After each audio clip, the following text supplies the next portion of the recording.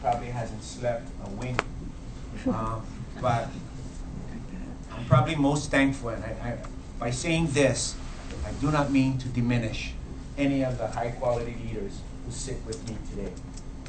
But to have former Fire Chief Darryl Oliveira as our Civil Defense Administrator puts us at the top of any city, any town, any community in the country of the United States of America.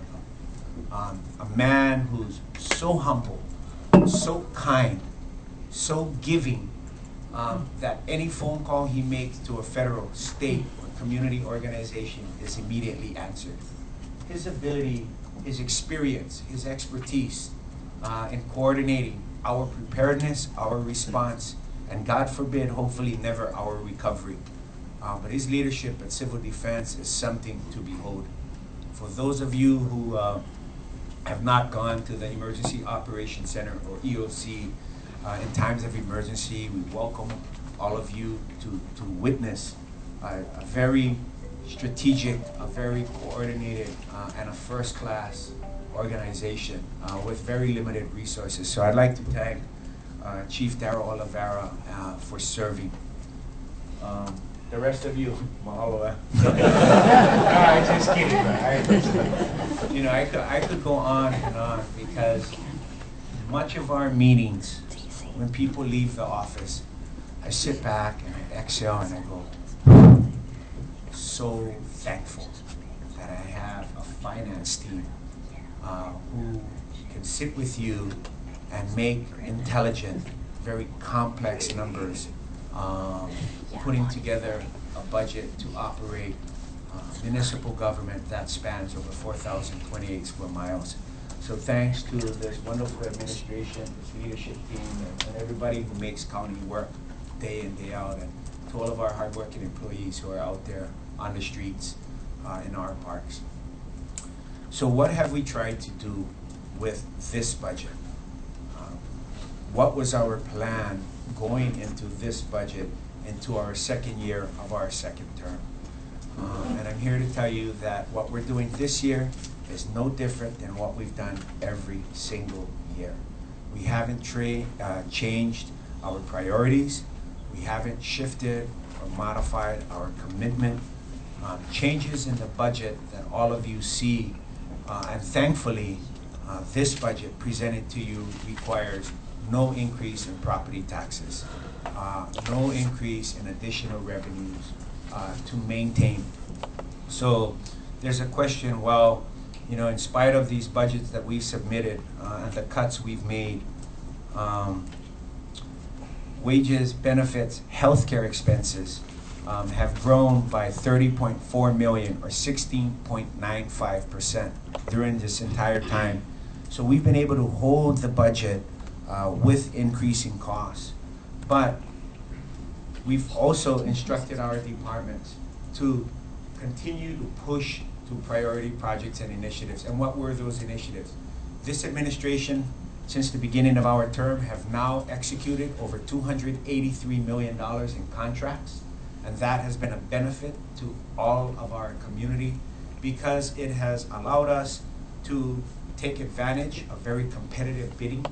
It's allowed us to take advantage of very favorable interest rates, while at the same time creating jobs, badly needed jobs, in our construction industry.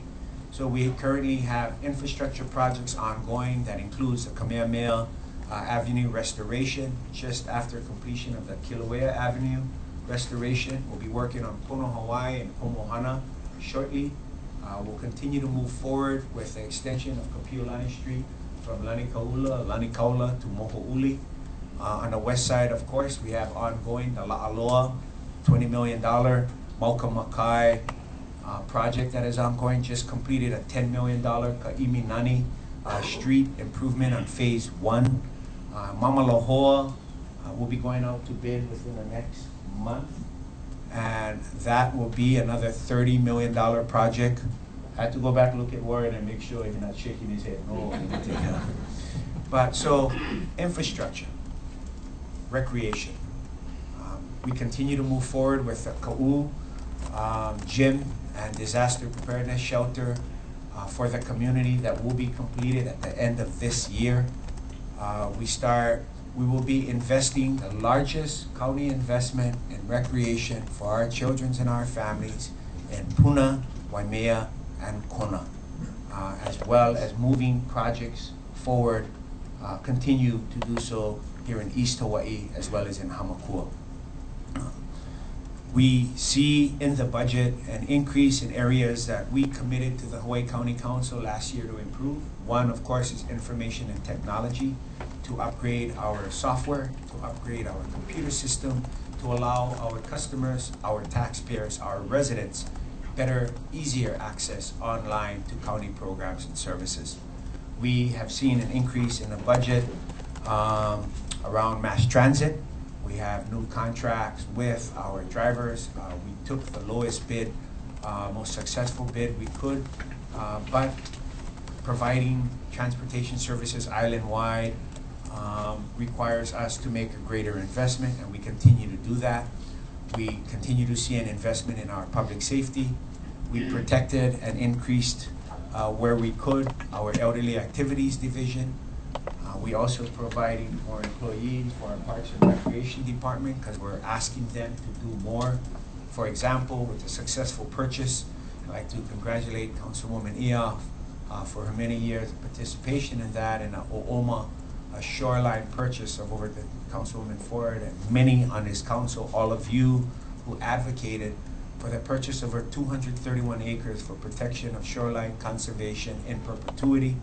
Also with the opening of additional recreational areas in Ka'u. And I was last week Friday before the Board of Land and Natural Resources. I humbly asked this County Council to look favorably upon our request for funds for the Mauna Kea State Park to be transferred to the jurisdiction of the County of Hawaii. I'd like to say that this isn't a taking with the state. This is an opportunity for us to work closely with them. We've made this a priority for the past 5 years. Our goal is to, on the Daniel K. Kenoi Highway, to have a quality rest stop that our kupuna can use, that children can enjoy, that families can stop and enjoy peacefully, comfortably, restfully. There's nowhere in the state of Hawaii where you can drive over 50 miles and not have a quality restroom facility, no rest stops. We want to go in, we have a plan, go in, improve the restroom facilities, improve the parking facilities, improve the maintenance, upkeep. We want to restore the cabins, and we want to make Mauna Kea recreational area a first-class facility for our island residents. You know, some people have asked, are you going to put a convenience store? I heard you're going to put a hotel. I heard the county put commercial facilities, and we don't want to do or have plans for any of that. We just want a beautiful, comfortable, clean, nice place for our residents. Former Mayor Harry Kim once said, and I really appreciate and embody what he said. He said, you know, our goal is to make Hawaii Island a nice place to live. If we make it a nice place to live, it will be a nice place to visit. And I've always believed that to be true. That if we take care of our families, our residents, our community, then it'll be good for everybody. You know, and some people say, what the county biting off more than they can chew? No, we're not. I would not put our leadership or our personnel in a position that we would deliver less than quality or substandard services.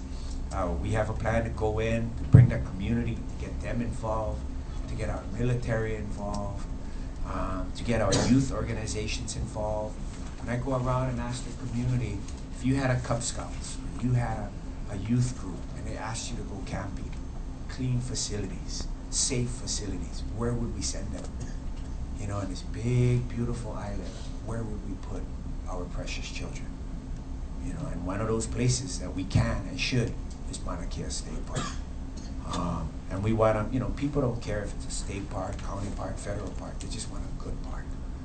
And that's our goal there. So the board has supported our requests, our staff and their staff, the Department of Land and Natural Resources have been working many, many years on creating a memorandum of agreement, a right of entry. A subsequent executive order and permanent transfer is further down the road, but our ability to go in and make improvements, provide access to quality services, I believe is a wise investment for all of us to make. And I think it would be greatly appreciated by all of our residents. That's pretty much what I have for all of you this morning, that we will continue to increase capacity of equipment. I know both our fire and police have requests in for personnel and equipment, and we want to support and honor that. I know some of our departments have requests to improve, enhance some of the programs that might have seen reductions. I know some of our employees have come and asked, they stopped me out in a community and asked for one truck because we've delayed vehicle purchases for so long that they cannot use the vehicles they have, or they need another more because the equipment is making it tough for them to do the job in the way that they want to do the job. And so we've tried to keep our requests for additional equipment and personnel and services flat as much as possible, so that the increases were increases that we couldn't control. And so the budget that sits before you is for your consideration. We look forward, all of our departments, to answering your questions, presenting our individual budgets department by department, and look forward to having a communication. I remain open to talking with all of you, any of you, on how we can submit a better budget, improved budget, or the same budget on May 1st that addresses the needs that our community requests, respectfully request. So thank you. Thank you, Mayor Kenoi. At this time, we'll open the floor for any questions, discussions. Councilmember Kern. Thank you, Madam Chair. Thank you, Mayor, for your presentation. Excellent as always.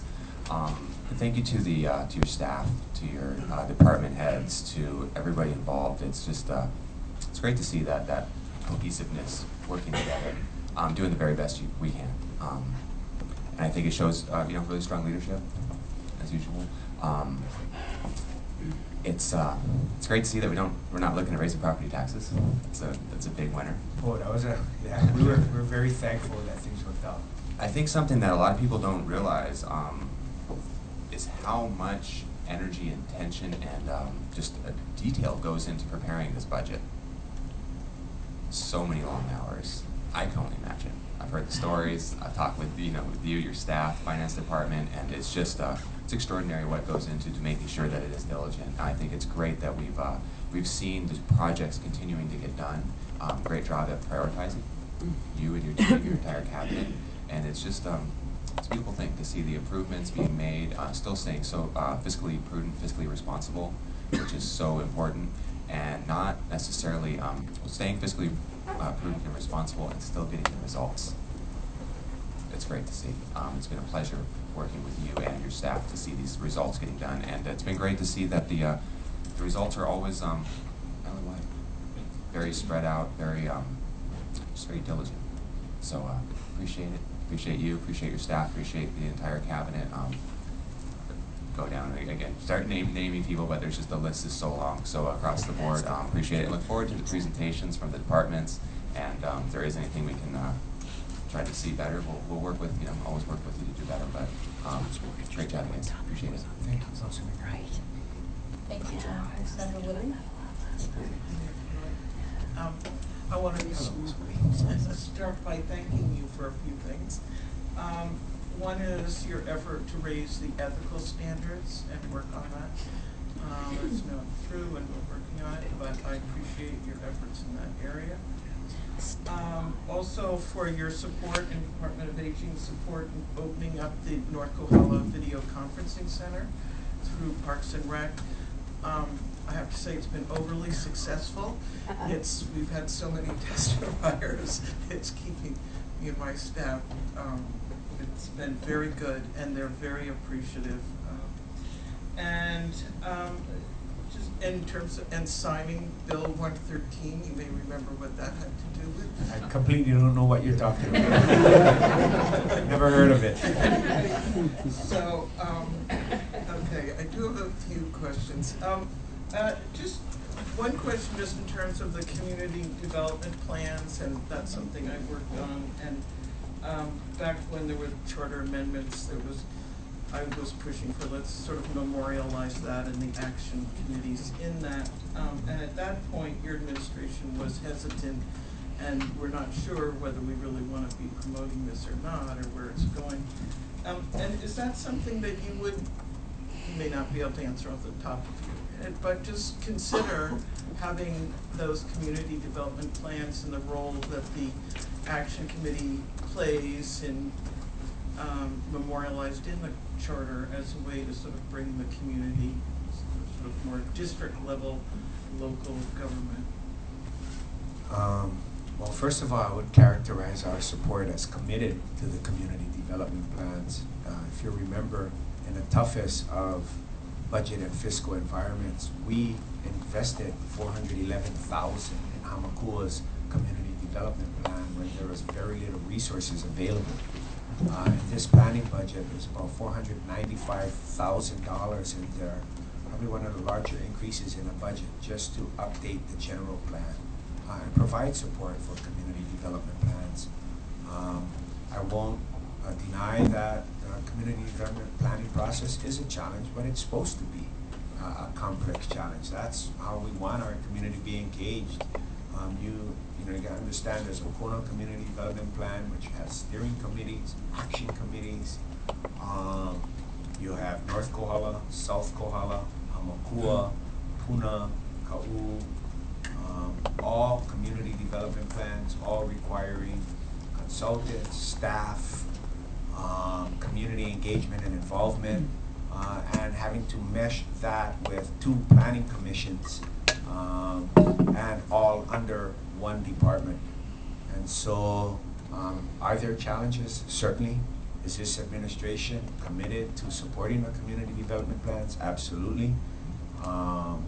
With Planning Director Dwayne Kanuha and Deputy Planning Director Bobby Kaman, I believe they're doing an outstanding job. We just had a meeting on one of our community development plans and holding our consultants' feet to the fire and demanding and requiring that we get quality plans put forward that embody the voice of the community. So I would agree that the CDPs and the people who serve on them are important. I asked them to serve. All of you confirmed their service. And so we've appointed over 240 community people to serve on various boards and commissions in the last 5 years.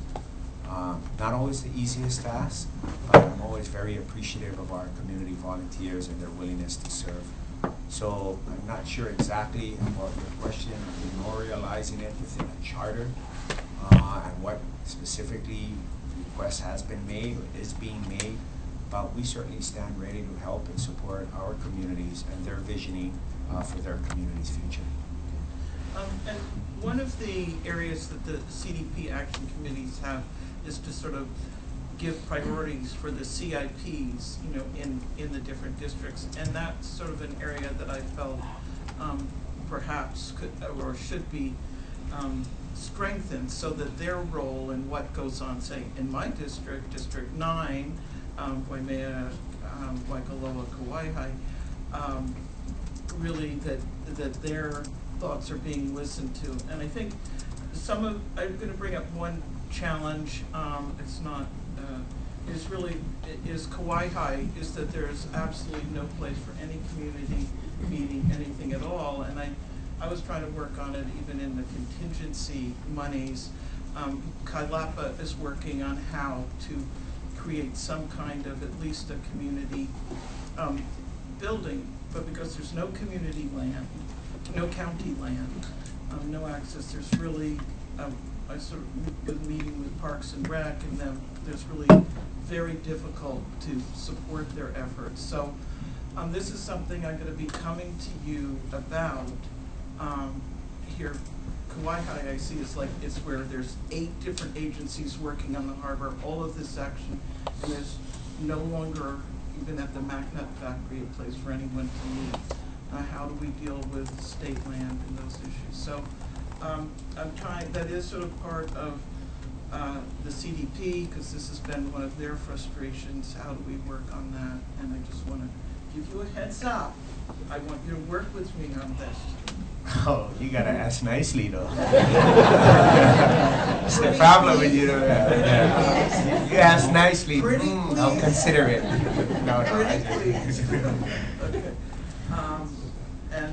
I do, lastly, I just want to come in terms of when we're sort of looking, how can we save money? How can we, not spend money?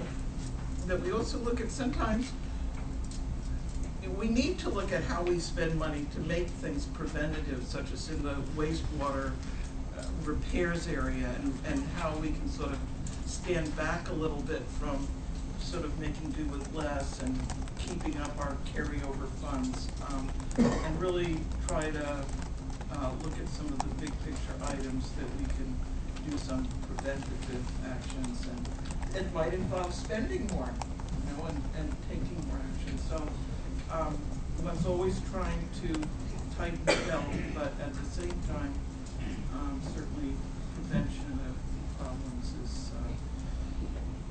costs a lot less than if we have suddenly EPA coming in with big fines or other problems polluting the shores, etc. Okay, I gotta answer that. Go ahead. I appreciate your concern, and it is our concern as well.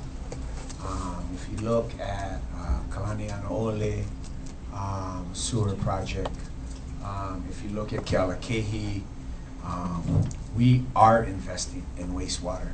Our wastewater staff are understaffed, but doing a great job. And when DORA, Department of Environmental Management, wastewater has come to us for assistance, I've always said yes.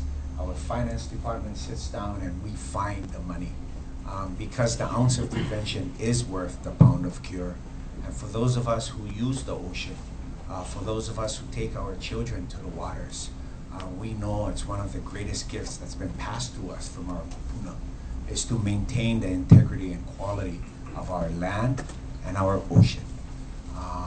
And that is why when we had a water main break of wastewater at the airport, I didn't know what to do but to thank our employees by bringing them to our office and making breakfast, because these folks, to fix a wastewater system when it breaks requires the shutdown of the system. This repair would have taken 4 hours. Each hour under repair would have discharged over 200,000 gallons per hour while making repairs. Over 800,000 gallons would have poured into our waters.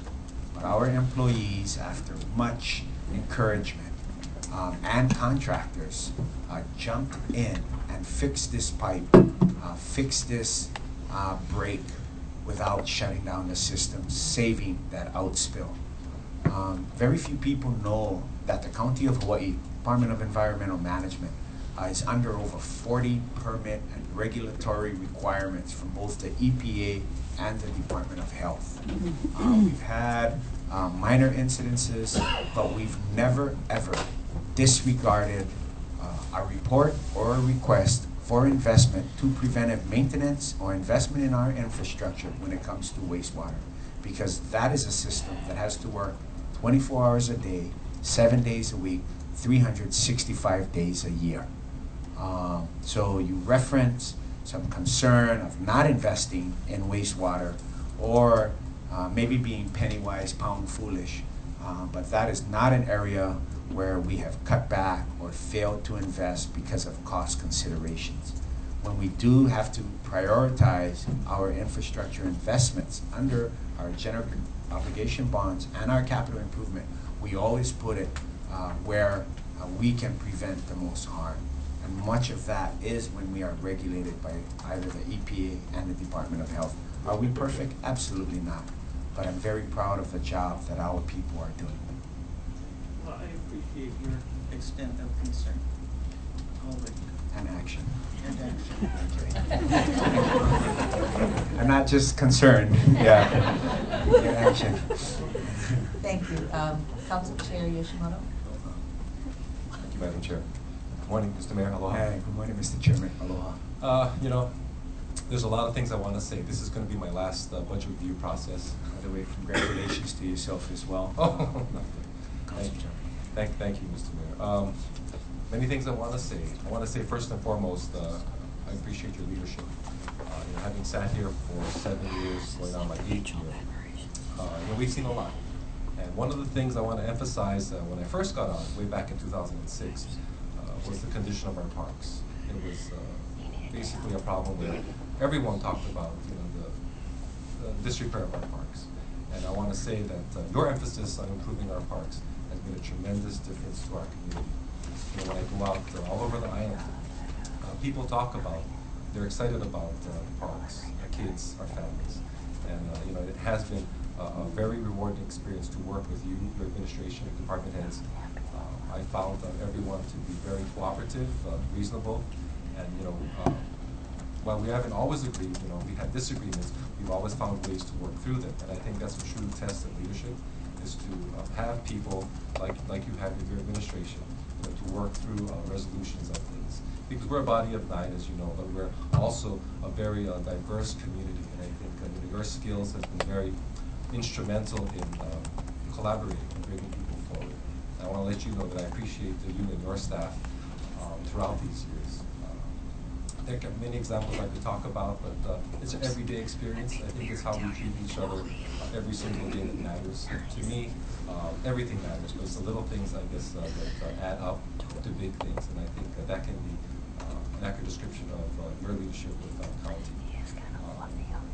It's something that I'll miss, I'll really, really miss. And you know, this budget session will be probably as detailed and as challenging as everyone is, but I'm confident that you know, we can and will work together through dialogue. I'm glad you got to agree with Ms. Willie over there and talking about about action, you know, and that's the whole process, right? Because I've always said before that this Council of 9, as well as yourself, you know, we represent the entire island, and I think you've always demonstrated that. Your staff, department heads have always been reflective of that. And you know, you surround yourself with good people, and that's important. And I'll let you know from the bottom of my heart, I appreciate it. Hey, thank you, Mr. Chairman, and yourself as well.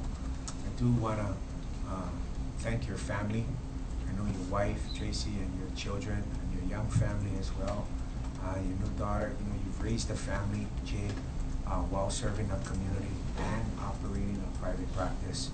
And as someone who is engaged in parenting, at the same time we serve, I really admire how you balance everything, and you're a consummate gentleman, Jay. I've been excited with you in the office on a couple issues, and you've always been cool. You know, you're always mellow, and you treat everybody fairly. And I really respect that about you, Jay. You've sacrificed to serve, but you serve very humbly. You're a credit to your parents. You know, that you raised a son like you, who conducts himself that way all the time, in spite of pressure and challenges and conflict and surrounded by controversy. You've been a steady hand at the helm, so thank you for your leadership. And although we haven't always agreed, I've always understood your position. I've always respected it. And so thank you for that compliment. And for the parks, I do want to thank Clayton Hanma, but also Bob Fitzgerald. I want to thank Bob Fitzgerald for his many years of service, you know, as director. Talked to him and told him, come on, man, you gotta serve. Never mind private business. How much money can you make? Come serve. And he served for 4 years as director. He's mentored Clayton to be the director he is. And he's always lent a smiling, positive outlook to our Department of Parks and Recreation. And he's understood our commitment to, you know, his words was, his dad told him, take care of people from 9 years old to 90. You know, that was his range, and he's done a great job doing it. I know he's coming up to a point where he reached retirement age. I cannot believe it because he's such an athlete still. But I want to thank Bob Fitzgerald for his many years of wonderful service to improving the parks that you mentioned. So thank you, Jim. Thank you, Mr. Mayor. Council Vice Chair Dia. Thank you, Madam Chair. Good morning. Good morning. I kind of want to echo what Jay just said, because when I came into office, I think I stated that my focus was going to be on parks, on open space, on making sure our infrastructure projects would keep up with development. And I'm just wanting to say thank you to you and to your administration for helping me with watching over those priorities and for making some and most of them either a reality already or coming true. So it's been really a pleasure to know that working together we can achieve these milestones. And I wanted to let you know that constituents of mine are also noticing, and I get letters, I just had one last night. People are commenting that they haven't seen a council with the collaborative efforts with the administration being able to work together and showing that as a priority. And I think people are noticing. So it does, as Jay said, improve the quality of life for all of our districts when we get these accomplishments taken care of, and people are noticing. So I just want to say thank you, and then especially for the open space purchase of Ooma. That was an amazing culmination of many, many years of lots of people's efforts, and I was very happy to work with you on that. Thank you very much to you and to Kim Van Bergen and everybody else that helped make that happen so smoothly at the end of the year. And also the committee that I chair is the Human Services, which oversees the nonprofit grant requests. And I also wanted to thank you for, again, putting in $1.5 million towards the fund the nonprofits, because people may not realize, but when you listen to all of their work, you listen to their grant requests, you really understand what a great service they provide to the community. And it's not always well known or well publicized, but myself and the ad hoc committee that works with me on that, and my staff, we have become very close with the efforts of those nonprofits, and they take a lot of stress away from some of, I think, the department's jobs. And so I'm very fortunate to have that committee and to be able to distribute those monies. So thank you for that, and just look forward to the coming year. So. Thank you, Councilwoman. Oh, and one more thing, your staff and even department heads, anytime we need to call them, and we get a call back, and we get answers, and we get collaborative thinking, me and my staff. So I want to thank everybody for that too. Thanks, hey, you guys, for returning those calls that I might forget about. I just want to touch a couple quickly, Councilwoman. Ken Van Bergen, great job. He executed that Oklahoma purchase in record time, from a goal to a signed deal. It happened really, really quick. From an asking price of $12 million to an appraisal of $8 million to a purchase of 6.2. That was an amazing job, and he has continuously done a great job there. And all of our open space purchases, not languishing, not taking a long time. In fact, every transaction has been above expectation. So thank you for pointing that out. For the nonprofits, from day one, it was always a cut that was on the table. When you're looking for every nickel and every dime, and a charter only requires $900,000, looking at that extra $600,000 we could save. But who do you say no to? And for those of you who sit on that nonprofit decision making, that's got to be the toughest part of your job, because they're all worthwhile. Everybody's doing amazing work with so little resources. But we've made a commitment that we will not cut that $1.5 million. In fact, our administration, we have a once-a-month cabinet meeting, and every month we invite one nonprofit to come and educate us on how we can get more involved, how we can provide more support. and I tell our staff that, they're all well paid, they need to be contributing at the highest levels. So I encourage people to be, in our administration, be leadership givers. The Hawaii Island United Way, I know our fundraising chair is Department of Public Works Director Warren Lee, who doesn't miss an opportunity to to request of all of us an opportunity to serve. Our fundraising chairs, I think very few people know this year, because of the challenging economic environment, United Way has always set a 1.2 million, a 1.3 million goal. We've never reduced it in spite of the challenging times, even if we fall short. But this year, our fundraising co-chairs are Managing Director Warren Lee, Deputy Managing Director Randy Kurahara. Wally Lau.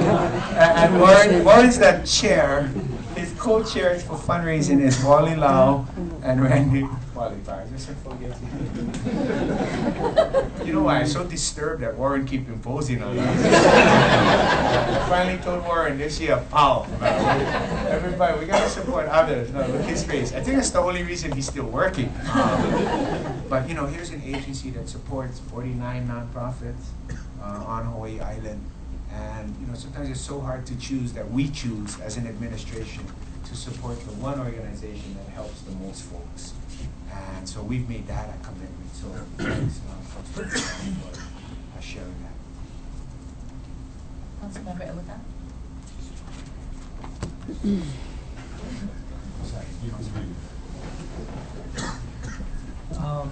My name is Councilmember Gregory Ilagona. Hello, Councilman. Good morning, man. It's always good to see you. You too. I just want to say, it feels like just yesterday you came here, and now we have another budget. And I really appreciate your leadership, because when I think about a leader, I always think about the people that you surround yourself with. And the people that you surround yourself with, they're great people. Because of your leadership and because of the people under you, I've been working really hard with them, and they've been very responsive. And the thing about you that I really like is that you inspire people. You inspire them to do their job, and you inspire them to want to go above and beyond. And not many leaders have that quality, but you have that. And that's why I see everyone around here inspired to wanting to come in every day and put in the extra effort. And you do a really great job at that. I also want to butter you up some more, because Oh, the ask is coming. Okay, everybody, get ready now. It's I do want to tackle the elephant in the room. Last budget, I didn't support your budget. And the thing is, even though we have different ways or different methods, we do share a common goal, and that's to serve the community. And I know at the end of the day, that goal will be met and achieved. So even though we differ in different things, I know that we will be helping out the community at the end. And I know that because I see it in the community. Like you were talking about the nonprofits. You were there in Kenoi Poco for the reading. And for public safety, your fire department has been doing a great job in getting a new fire truck in the community for that funding.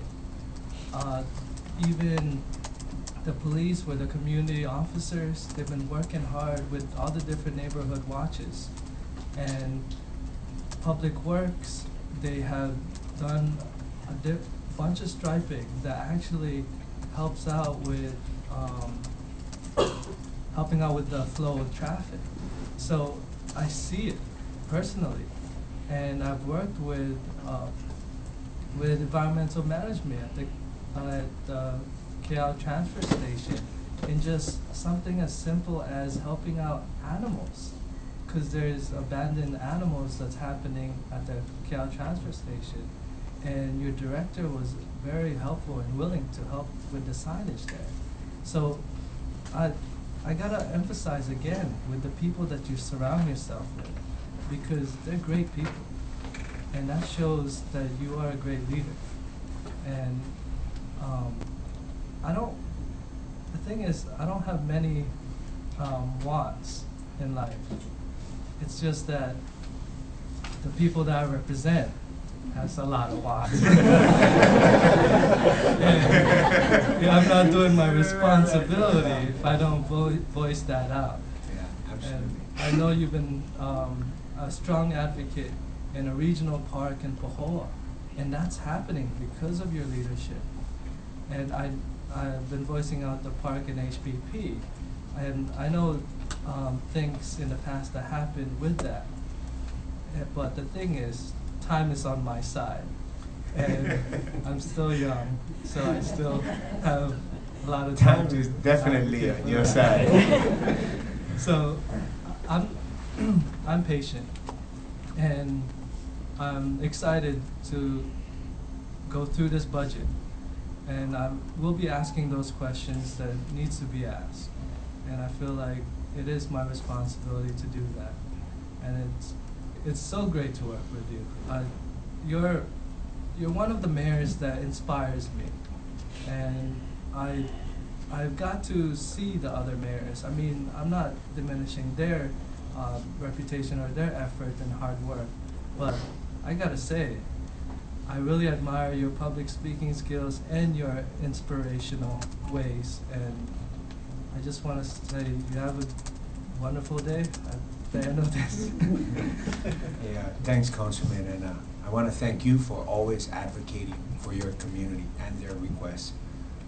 In spite of last year, and that's last year, we still have a great rapport. You still feel comfortable coming into the office, talking story the other day, and I think that helps us serve our community better. And always remember that your constituents, your voters are also my constituents and my voters. So we share a mission, and I look forward to continue working together, Councilman Begun. And you keep up the good work and hard work as well. Thank you. Councilmember Kenoi. Thank you, Madam Chair. Aloha Kakahiaka, Mayor Kenoi, administration who's here sitting behind you, supporting, as well as those who couldn't be here. Aloha, mahalo for your hard work. It's been a really good year. There was, I just wanted to say, last year it was a difficult situation. We were kind of forced with raising taxes, and the expectation from the community, and what you spoke about with your administration was that with this raising of the taxes, the community expect to see results, and this past year they saw results. A lot of the community members came out and said, "Wow, we've never seen so many projects happen ever," especially in my district in Kona. Parks, roads being built.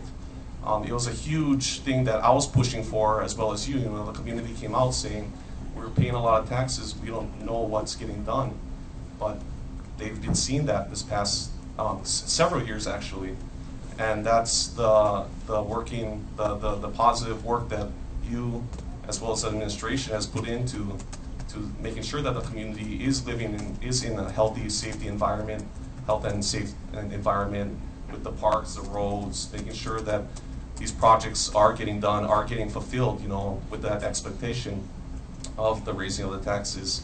So I think that was one of the biggest things that my community, especially, I'm just going to speak on behalf of District 7, which I represent, that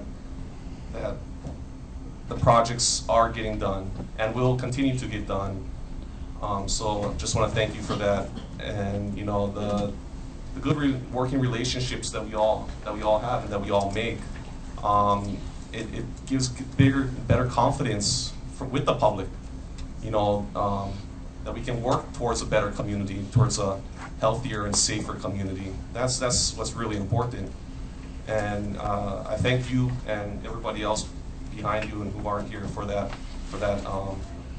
good relationship. And of course, the council, this working relationship that we all have is really important to the community as well. So just want to state that. Looking forward to hearing from everybody, all the different departments, and so the community can hear what's going to happen within this next budget year. What we may need to take away, what we may need to add, and I think that's going to be really important for the public to know what their expectation is going to be for this next upcoming year.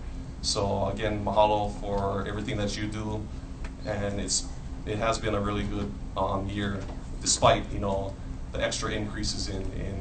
Don't mention it anymore. I know, I know. Just act like never happened. But I mean, with that, there's a lot that's getting done, and the community has been really happy. So I just want to reiterate what I've been getting from my constituents. If you haven't heard that from yourself, they have been really satisfied about what's been happening in this community. So mahalo to you and your entire staff. Thank you, Councilman Kenoi. Look forward to continue working with you and helping your community. Councilmember Onishi. Thank you, Madam Chair. Good morning, Mr. Mayor. Good morning, Councilman. We got in at the same time in 2008, correct? And I had more black hair at that time. Did you? You too. You too. All these white hairs we own though. But I want to really thank you very much for all your support in my district. Your staff, they all worked together and we got a lot done, and I really appreciate that. I mean, people in my district, they're just so happy that so much things got done. And I just wanted to echo what Mr. Chairman Yoshimoto mentioned, was that, coming from Parks and Rec and also from HIPAL, I had 21 years of service in there and really didn't see so many things happening during that time. But in your just 6 years being in office, God, you, like 10 times I think did more than what the previous administration did. But it's like you said, for the kids, for the families, and that's what we needed to do, was to get a better, safer place so they could go and get together and do activities. And I really appreciate that. And I remember one time we were talking, and then I don't think you knew that I came from Parks and Rec, and then you said, that's why you're always pushing for Parks and Rec jobs or projects. By the way, you get some outstanding improvements in your district. I know, that's what I'm saying. I want to really I think it helps to have a background in parks. Thank you very much. But like also to all your department heads, every time when we have, or I have, or the community has concerns, there's always an open door. And you always kept that promise from day one when I got in 2008, that you always said that. And I appreciate that you always continuing that. And so I look forward working with you for the next 2 years. Hopefully I can get reelected and I can finish up with your term. So thank you very much. And thank you, Councilman Onishi. You've been a passionate advocate for your community. A lot of the improvements in your district are because of your advocacy. As all of you have seen, things happen in your districts because of what you do, because of your commitment and advocacy. We're here to work together to help you address the concerns that are raised to you, and to follow through. And I appreciate that spirit of partnership and cooperation. So thank you. Thank you. Thank you. Okay, so Councilwoman Ford, you know what I mean? Council, Thank you. Well, I also did not vote for your budget last year. I want to talk to you about my property taxes that went up. I think all the money in this budget came from my property taxes. I come to your house then, you must have a nice house. The guy's in a nice house, they pay a little bit more, Yeah, but that's about how it $9 should million be. more. The nicer your house, the more you pay. That's the rules That's right. nowadays. No. We're going to change that. Thank you, Mayor, for coming in every year and facing all the councils that you've had to face and going over the budget with us. I do appreciate it, and I do appreciate all of your department heads. They do a lot of work for us, a lot of work sometimes that we don't even see. I know Clayton is probably the one department head that hates to see my number come up on his phone, because I'm always on him about the park district's problems that I have. But he is working on it, so you know it's going better. It's going a lot better, and I appreciate that, and I thank you for that. I had hoped we would be able to engage with the Department of Defense, the Innovative Readiness Team, more than we've been able to. We've only applied once, and it was on land that the state owned, so we didn't get the assistance we hoped for. My one request, well, no, that would not be true. Sorry, I took this oath to be honest, so all of my requests. But most importantly, I think they really, really believe the county could save a ton. We're talking millions of dollars if we would get those applications turned into the DOD for these capital projects that are appropriate. I'm not saying all of them. I really look forward to you maybe inspiring your staff. And I realized that last time we had this discussion in here, Wally was selected to take care of all my little problems. Yeah, no. I torture Warren too. I'm an equal opportunity torturer. Yeah, I don't want to be unfair to anybody. So we do have tons of capital projects that can be handled, but of course the land has to be either owned or leased to the point that we can do it. I am looking to you for the leadership to get those types of capital projects, the applications filled out. I got 7 nonprofits that I went to and got them to fill out their applications. And the only way it's going to happen is it comes from you.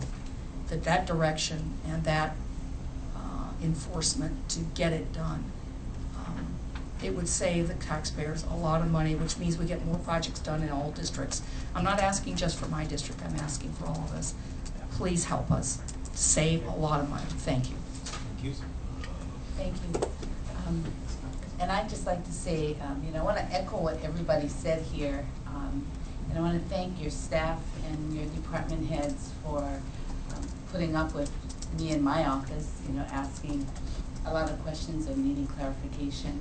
And I'd like to thank you especially because I know I'm not the easiest person to talk with most of the time because you keep telling me I give you a headache. No, you're fine. You're passionate. You love your community, and I respect that very much. So I want to thank you for the investment that you've put into the Parks and Recreation, because you've really spoken loud and clear to our communities that you are invested in building the healthy and safe communities that we desperately need to get back, and especially in the children.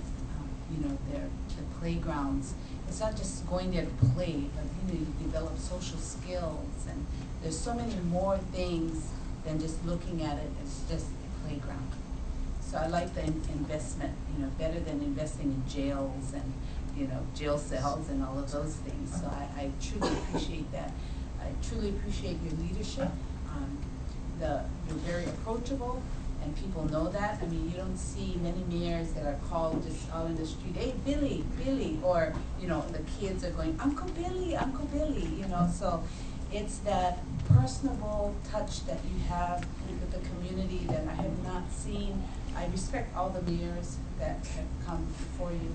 However, I have not seen what you bring, the quality that you give of yourself to the people, and really touched by our children. And when you see it, that the children feel it, you know that it's true, it's reality. It's not something that's fake. But when you see it through the children's eyes and you hear it with their voices, and you hear the squeals of laughter as they run into a brand new playground, and with you there, and thank you, Uncle Billy, and it's just a wonderful thing to see, and very heart, warming. So I'm learning from that. As I left home today, I remember my husband just told me, because my father, you know, he was a fighter for things, and I come across that way a lot of times. But he said, if you come up against something that's real controversial today, he said, don't think, what would my father do? Think, what would your mother do? You know? Because she had a kind and loving approach. And I'm learning that. I'm learning that through you. I'm learning that from the community and the children that we serve. So thank you so much for being who you are and you know, allowing yourself to work so passionately with our council. Thank you so much. Thank you, Councilman. Thanks for that reminder.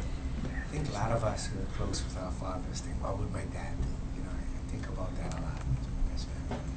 The rest of the day, I would think, what would my mom do? What would my mom do? I think, if I would think that way as well, I think I would save myself a lot of headache and heartache sometimes. From now on, I would think, hey, what would my mommy do? You know, my mommy tell me to do. But thanks for that. Thank you all of you for your very kind and generous words. And as I sit here, I wish to give all of that to all of these wonderful people here sit behind me. I'm so thankful. You know, when I drive, you know, across the island, for example, like Saturday night, I was in Waikoloa with my family, but we had the Puna Community Medical Center 5th year anniversary, and they just struggled, right, to serve people. And you know, I drove 4 hours for 15 minutes, you know, and it was important 15 minutes though.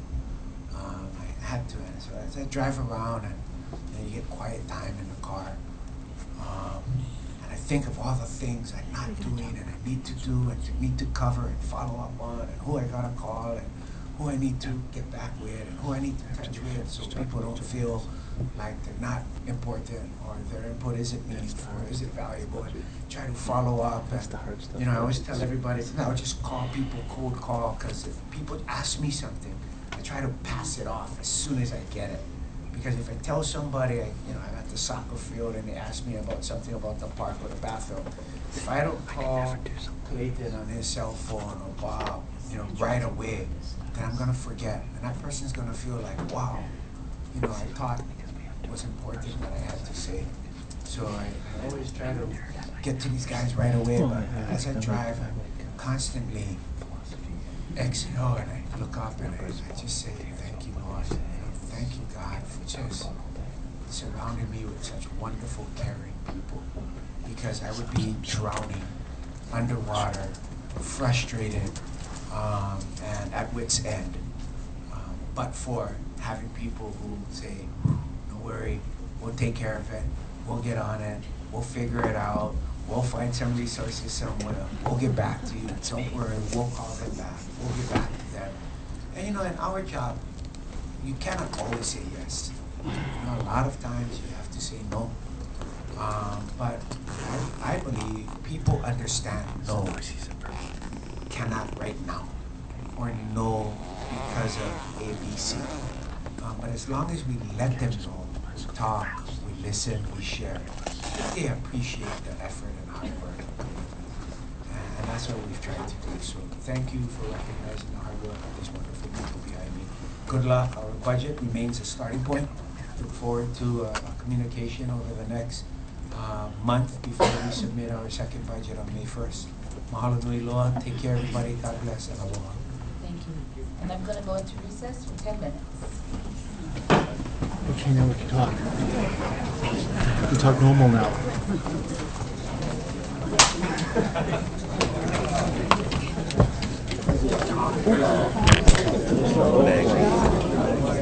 There's not 30 people.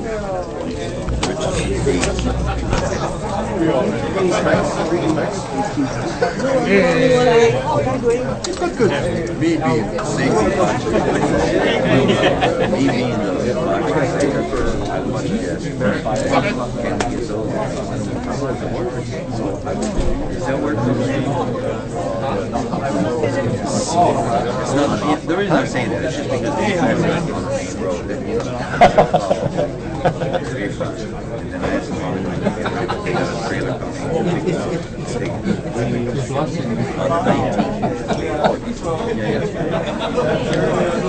Actually, when I get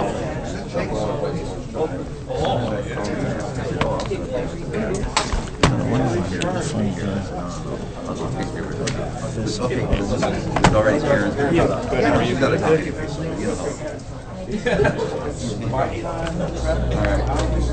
Thanks.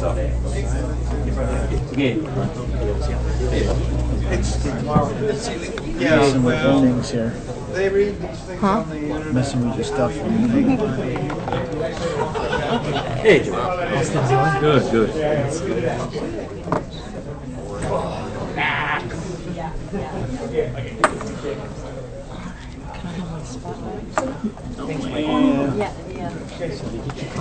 I'm just getting all set up. I was like, oh, Why are you setting up here?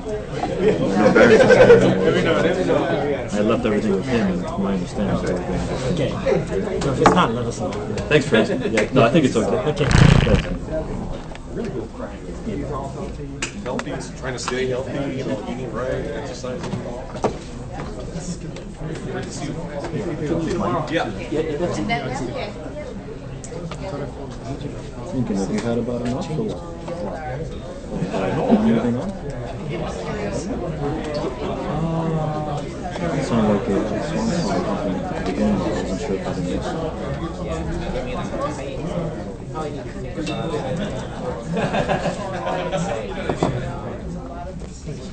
I'll wait for the press release.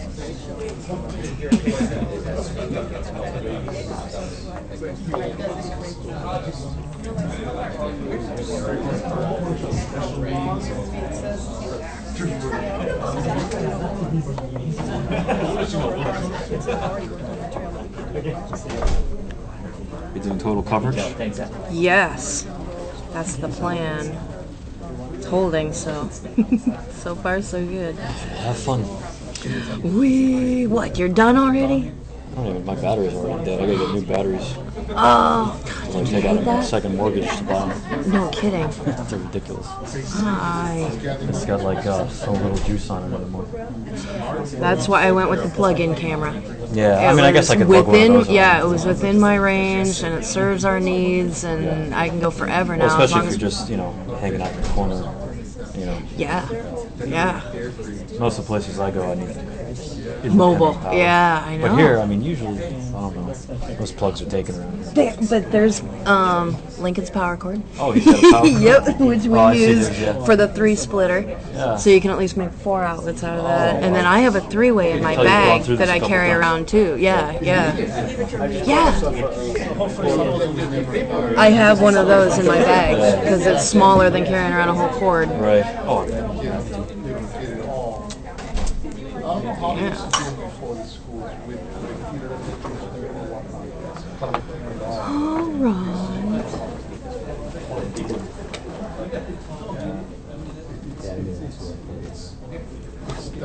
Yeah, well, I got it. That's the other year I got them all by myself. Actually, I never sent many of my park kids because of doing it at the schools. I went to the schools and picked it up myself with several schools, including Keone Popo and Hilo Intermediate and Waikia High or Waikia.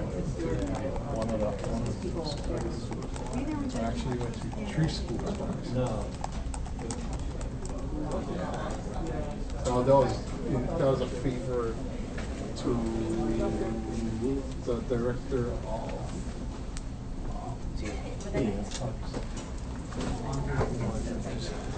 See, I've always been a big fan of Krishnamurti. And I didn't know this is what he starts his whole book off with this quote, and about understanding relationship is infinitely more important than the search for any action plan, which I thought was a pretty interesting quote for. All right.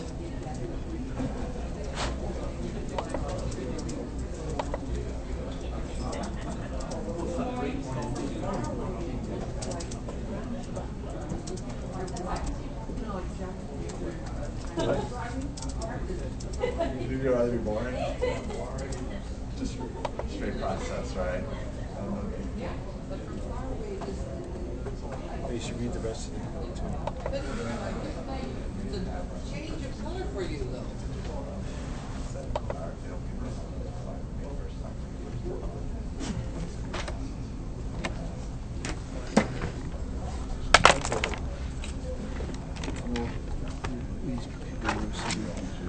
Pay attention. Next 3 days, you're gonna learn them all.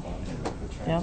That's what's next. Is they'll all, each one go up and present their budget proposal and answer questions. The seats gonna fill up again? Yeah, but not as much. They'll kind of stroll through one department at a time. Maybe I should grab the corner where If you want a particular seat, you better get it now. Yeah, because they'll be back. Yeah.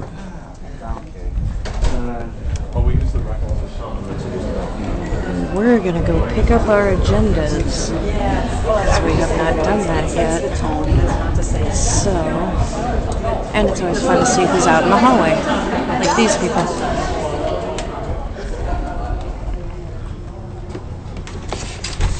That's it, just the one. Okay, but see, that's the box that you get things out of.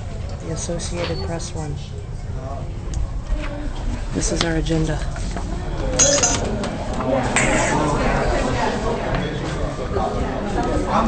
That's our Occupy media box on the County Council Clerk's office counter. About, I don't know. Well regarded. We also have more. Maybe, yeah. Hello, everybody. Down is not good, but okay. So anyway, that was fun. Yeah, that was our mayor, Mayor Billy Kenoi, presenting his FY14-15 budget to the Hawaii County Council. So it's that thick, and it is $412 million for the county. It is a $9 million larger budget than when they came into office in 2008, or 2.3% larger. Okay, so that was the Schmooze Fest, and now we're going to have a parade of department heads for the next 2.5 days. So today is Wednesday, it's about 10:30 in the morning, and they're on a potty break. But when they get back, we are going to hear from the finance director, maybe?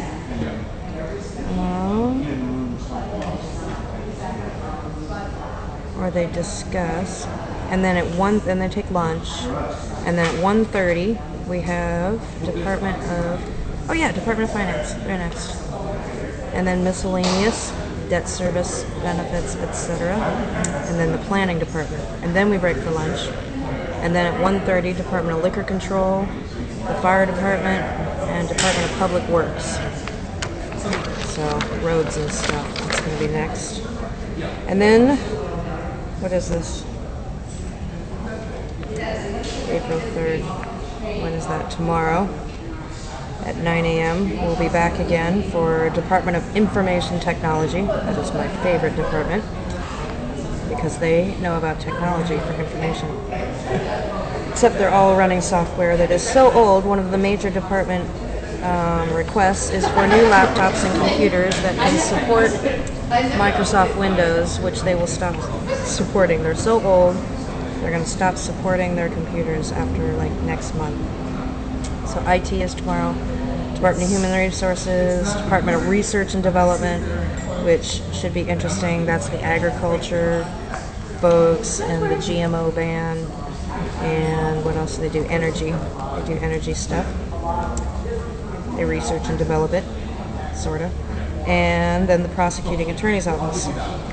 Then, tomorrow afternoon, at 1:30, Office of Aging, Office of Corporation Counsel, the lawyer for the county, and the police department / animal control. Okay, and then Friday is civil defense, mass transit, parks and rec, which the mayor just said that he's taking Mauna Kea State Park. So I'm very interested in that because that's in my district, top of my hill, and I do not believe that the county has the money to do that any better than the state. So I'll be testifying against that. And then in the afternoon, last thing, Office of Housing and Community Development, Legislative Auditor / Elections / Office of the County Clerk, and Department of Environmental Management. That's also going to be a good show because the mayor is intending to do a waste-to-energy thing here on the island. He's been talking about it for a year already, so. Environmental management is the rubbish commission. Not that they're rubbish. I actually like that commission very much. They try very hard for a bunch of volunteers who get paid nothing to sit around and be cries. Department of Environmental Management. Definitely going to be here for that. Going to be here for parks. I'm going to be here for it all, but those are the favorite things.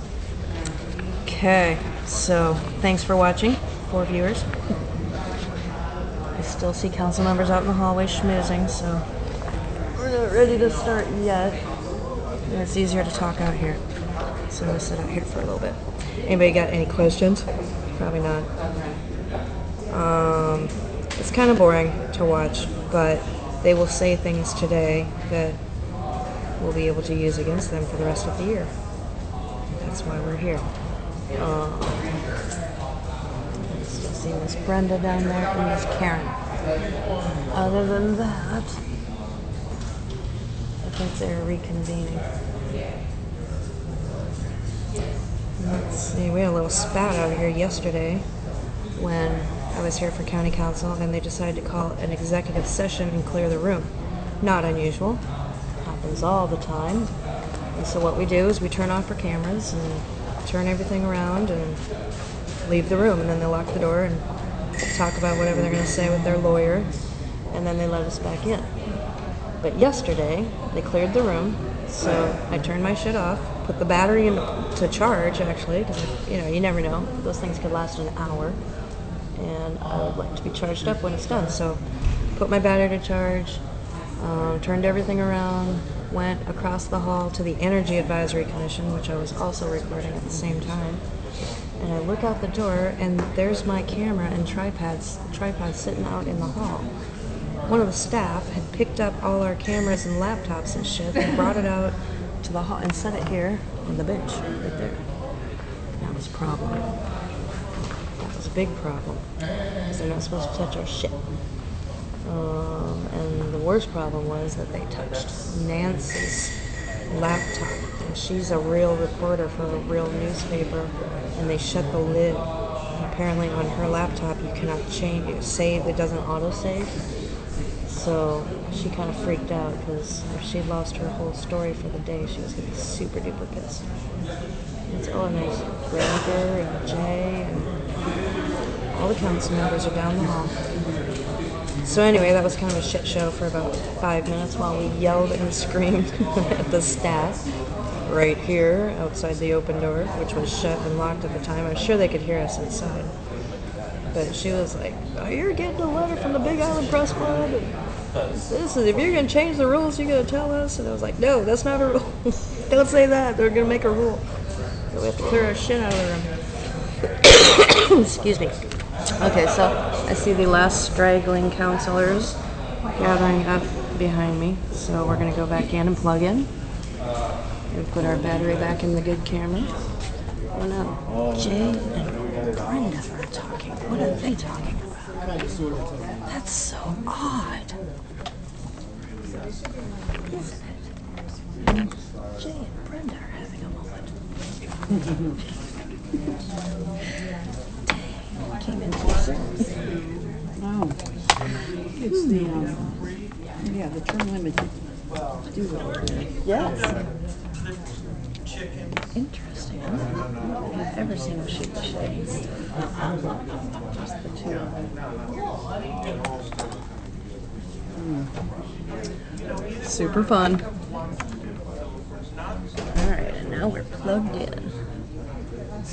Nifty cool. Let's see what else is happening. Is anybody covering the new nursing home thing they're building up Pomona? I think the trip had a story a couple of days, well, last weekend. Did they? It's on the agenda for the Windward Planning Commission again.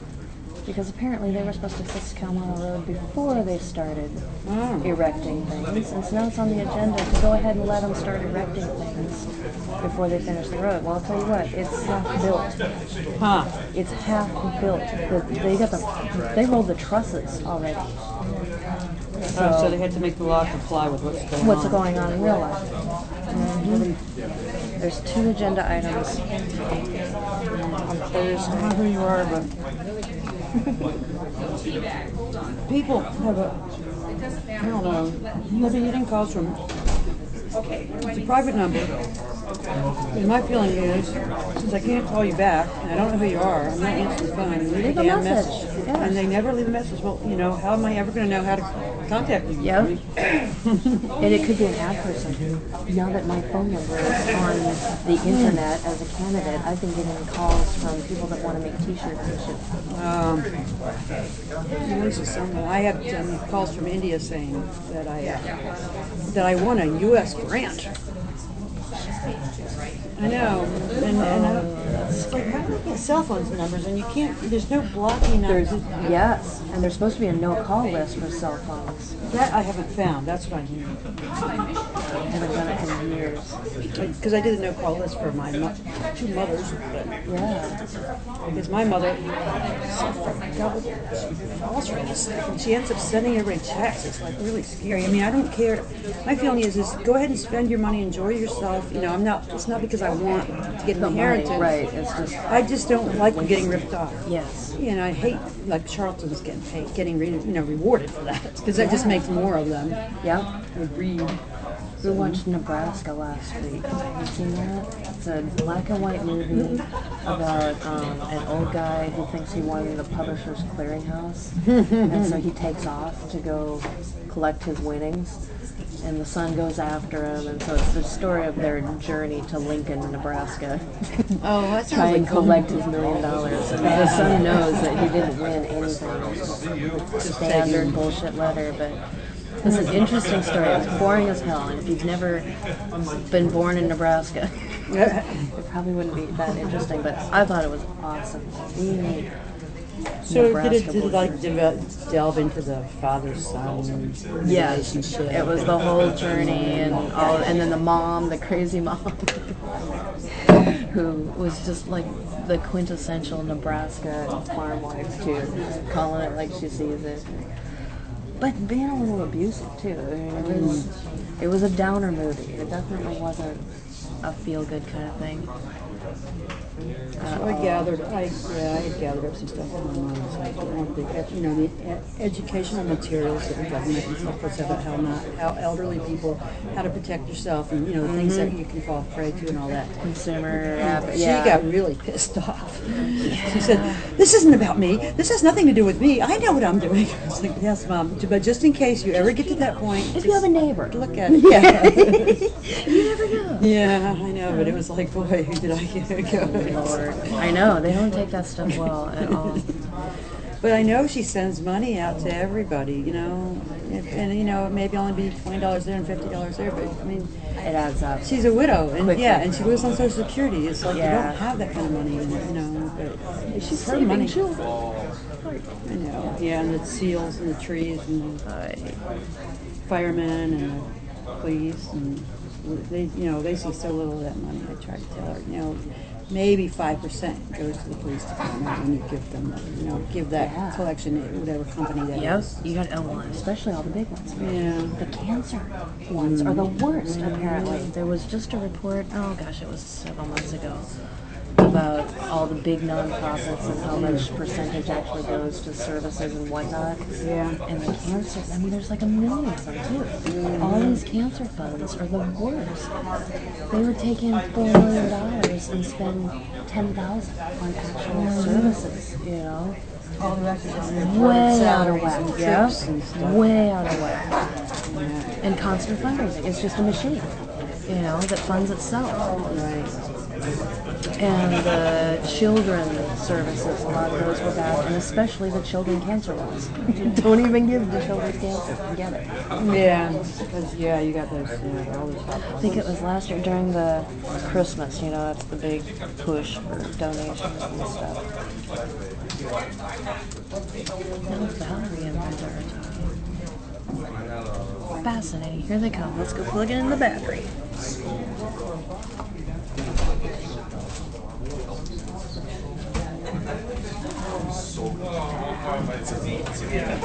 I can see that one dropping out the top.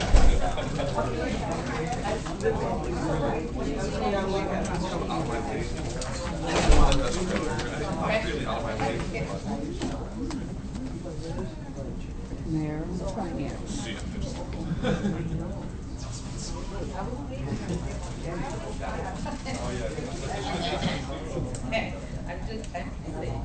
I think whatever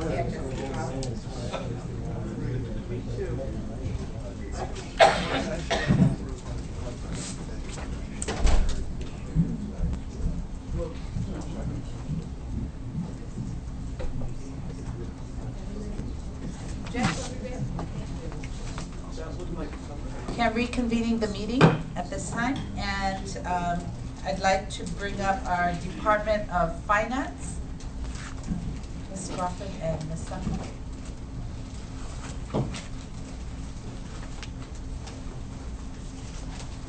And if you could both say your name for the record and then proceed.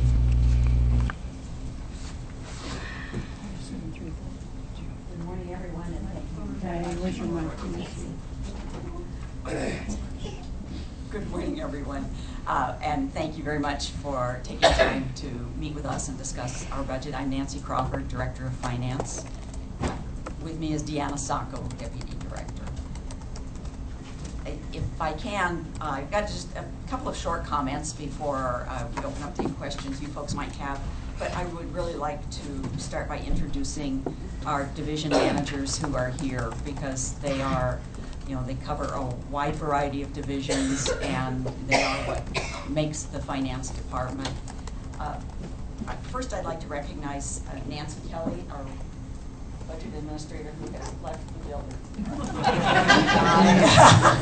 But she's awesome. But Ted Schray, budget analyst, is here covering, and you know, between the two of them, our two-person. There's Nancy. That's perfect timing. But you know, they put in many, many hours, and I know you all appreciate that. They've met with the leadership and staff of all of the departments in the county, done a great deal of analysis, and they are responsible for you know, helping with developing the budget and producing all the documents that are available to all of us to use here today and in looking at the budget. Sitting right back here behind me, we have Teo Shiro, our controller, I think most of you know, and Jeff Dansdill, our purchasing agent, helping us keep us right in purchasing. Mike Okamoto is right beside him as treasurer. Yeah, he's made a tremendous difference for the county as a whole in how we process our, you know, our debt in particular, but other investments and other activities as well. And Scott Knowles, our risk manager, who covers a broad variety of things, including being our representative to all of like civil defense actions and other emergency response sort of things. But his undoubtedly, it's made a difference in our budgets over the time that he has been here. It's amazing in his ability to negotiate insurance rates for all of, across a lot of the departments, all the areas where we have insurance. It's just a complete turnaround from what we had before he was here. And now switching over my other shoulder, Naomi Odell is our vehicle registration and licensing administrator, covering the very difficult job of probably the highest traffic offices in the county, and working very hard to improve service there, and I think we have seen changes in service under her leadership. And we have Stan Sitko, our real property tax administrator, and I know you all know Stan and have perhaps talked with him some in the past. He's helped us, advise us, and of course, may have referred to him today. Ken Van Bergen, I know all of you know well. He's unable to be with us today, but he's made a tremendous contribution in his area of property management, which was as a new division, really embraced the responsibilities there and has as the mayor said, then we'll go together. So my thanks, Deanna's thanks to these folks who support us and I think make the finance department really a successful department working hard to serve the public. Just a mention about the budget in general, which is that in this year, as in the other years, the message really to the departments was the same, which is to maintain their status quo budget with the exception of costs beyond their control. And the utilities, or in this case, obviously, we had salary and wage increases that impact their budgets. And as you look through any of these departments, you just see, I mean, across the board, there's a component that is the salary and wage in departments. And in many cases, that may exceed their overall increase in their budget. So as I said, the primary increase, salary and wages. The one exception I'll just mention is in the fire department. As you look at their budget, because their budget is still at the state legislature being finalized and isn't really in effect until all of the government agencies or organizations have passed that. It's moving forward quickly, and we hope to have it passed to give us that information to go ahead. But we have put the raise information, all the raises, in a provision account, which you'll see down in our miscellaneous accounts, and we can talk about that if you like. But so the firefighter raises, other raises in the fire department are in there. If if they have unit 3 people and 13 people and other bargaining units that are represented in the budget numbers in front of you. But I just don't want you to be confused as you look there that theirs are located in a different section.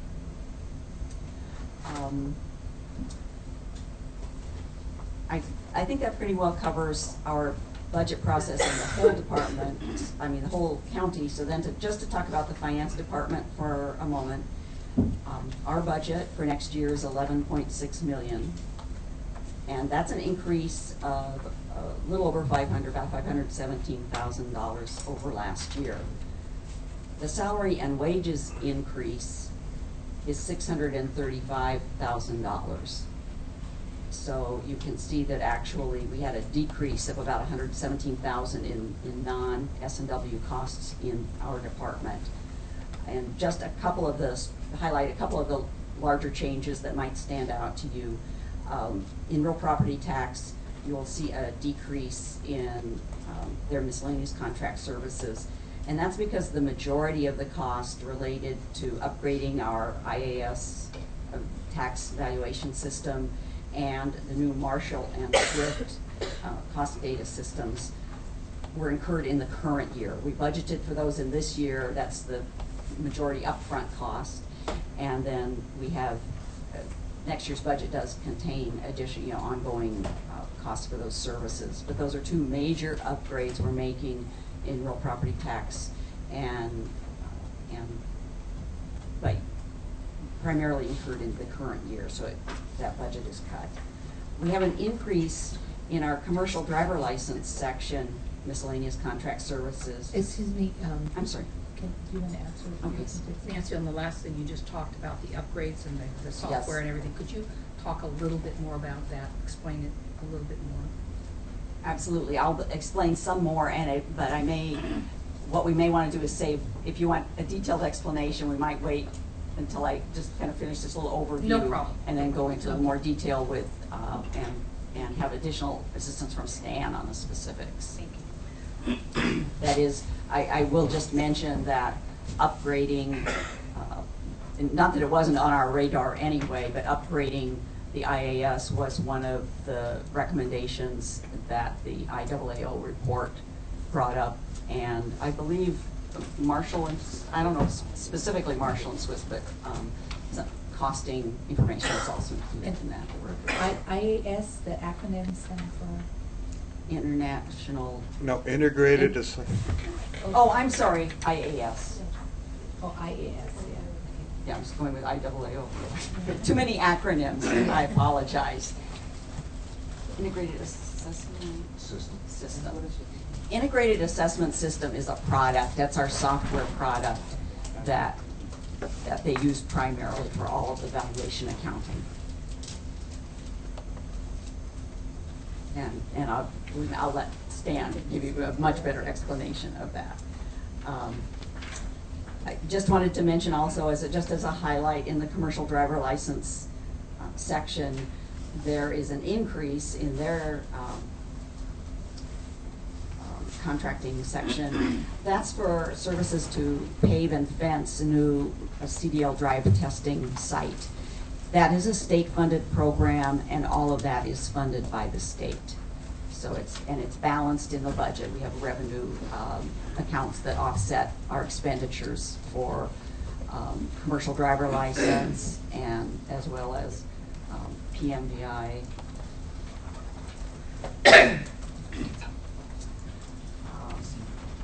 Just to mention the other thing that I think we'll be talking about while we're here, we're responsible for the miscellaneous charges section in the general fund. That's like transfers to other funds, debt service, the fringe benefits for our employees, and some other miscellaneous charges. And the majority of changes there are attributable to our most recent employee wage increases and also some mandated increases to certain benefit categories such as CRS that goes up by a certain percentage per state law. So at that point, that's my little summary, and we are more than happy to address any questions that you might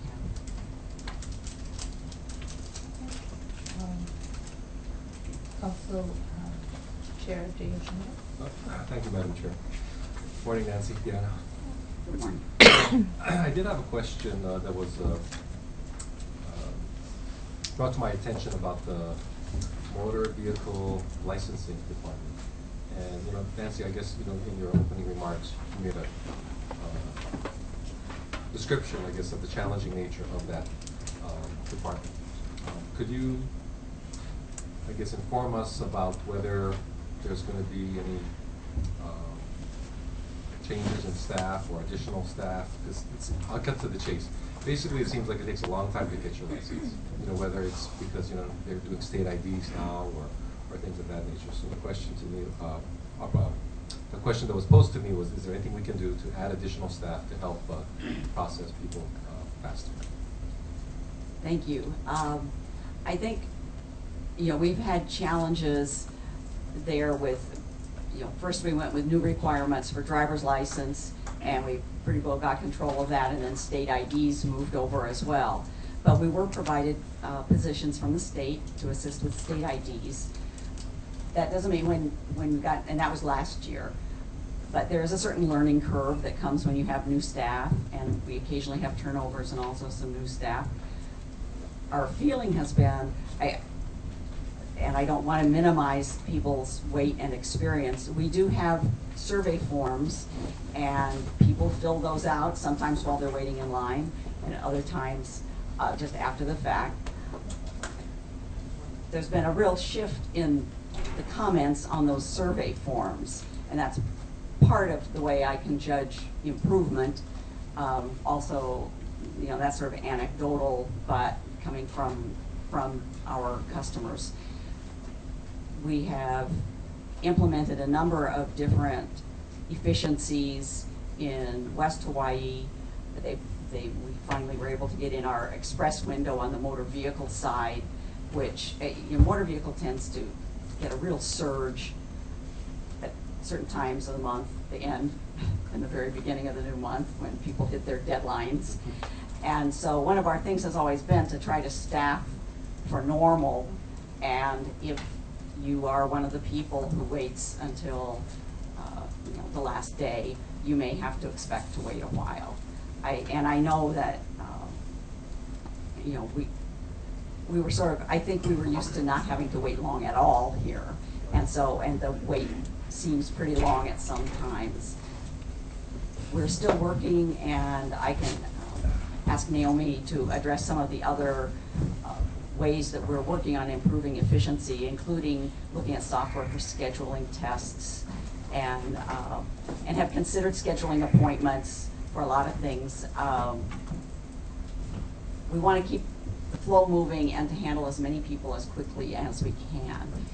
To that also, we have hybrid positions which were created really when this division was first created. Driver license came over from the police department and we integrated these together, and our new clerical people who come in as hybrids. The idea being that as they're trained on both sides, and they can move depending on the office you're in. For instance, if in Pahoa, they can move seamlessly. I mean, they just take whoever comes to the window because they're trained to handle both.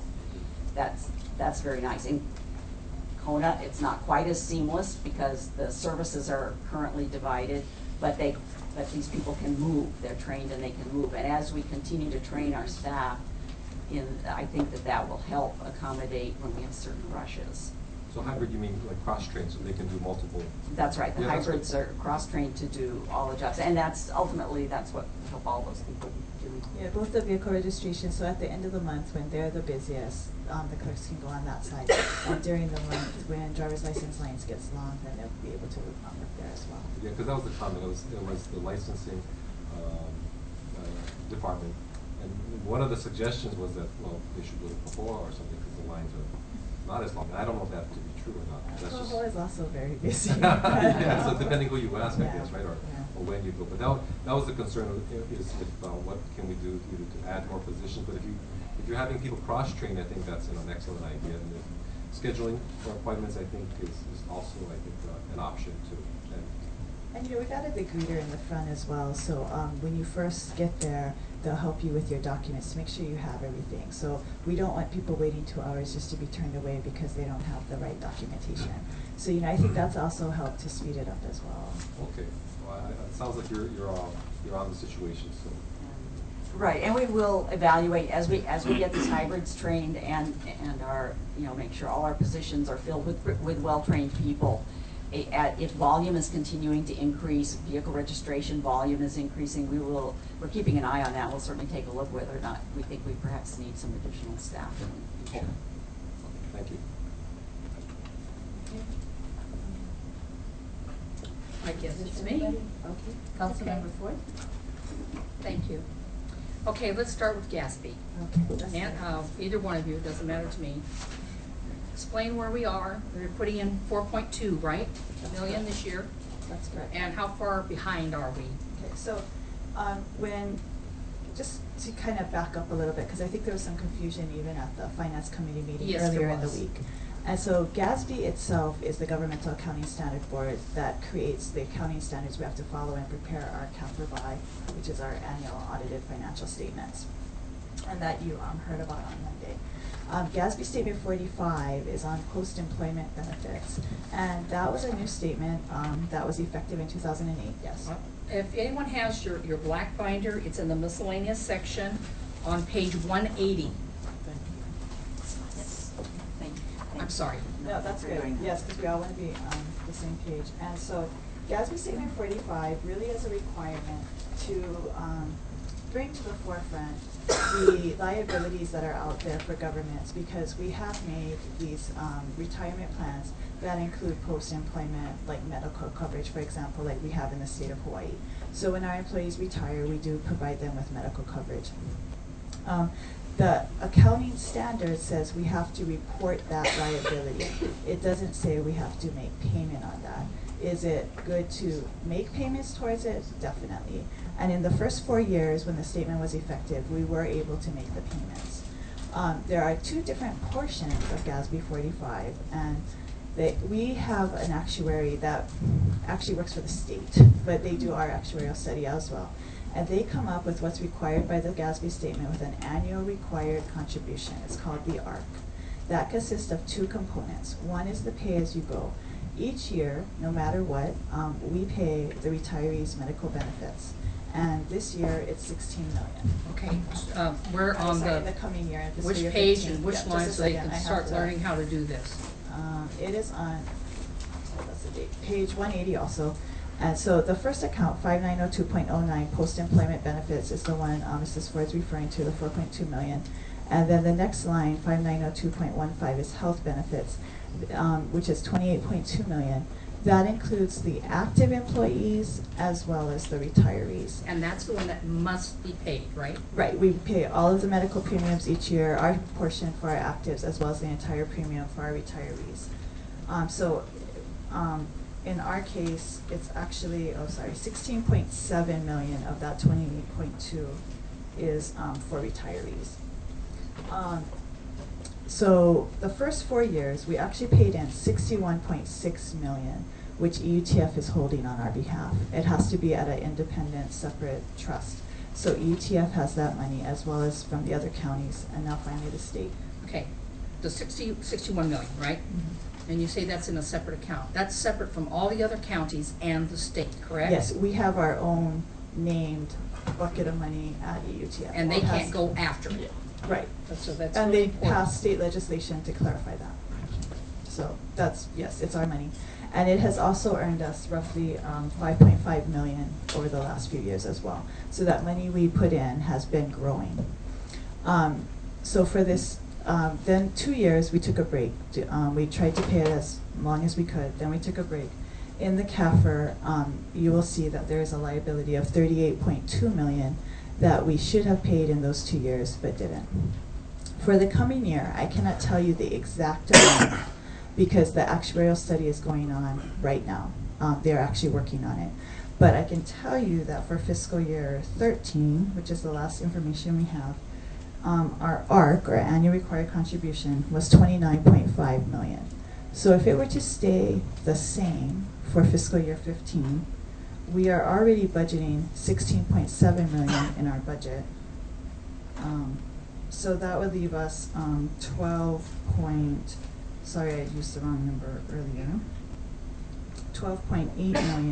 to put in this post-employment benefit account, of which we are budgeting 4.2 million.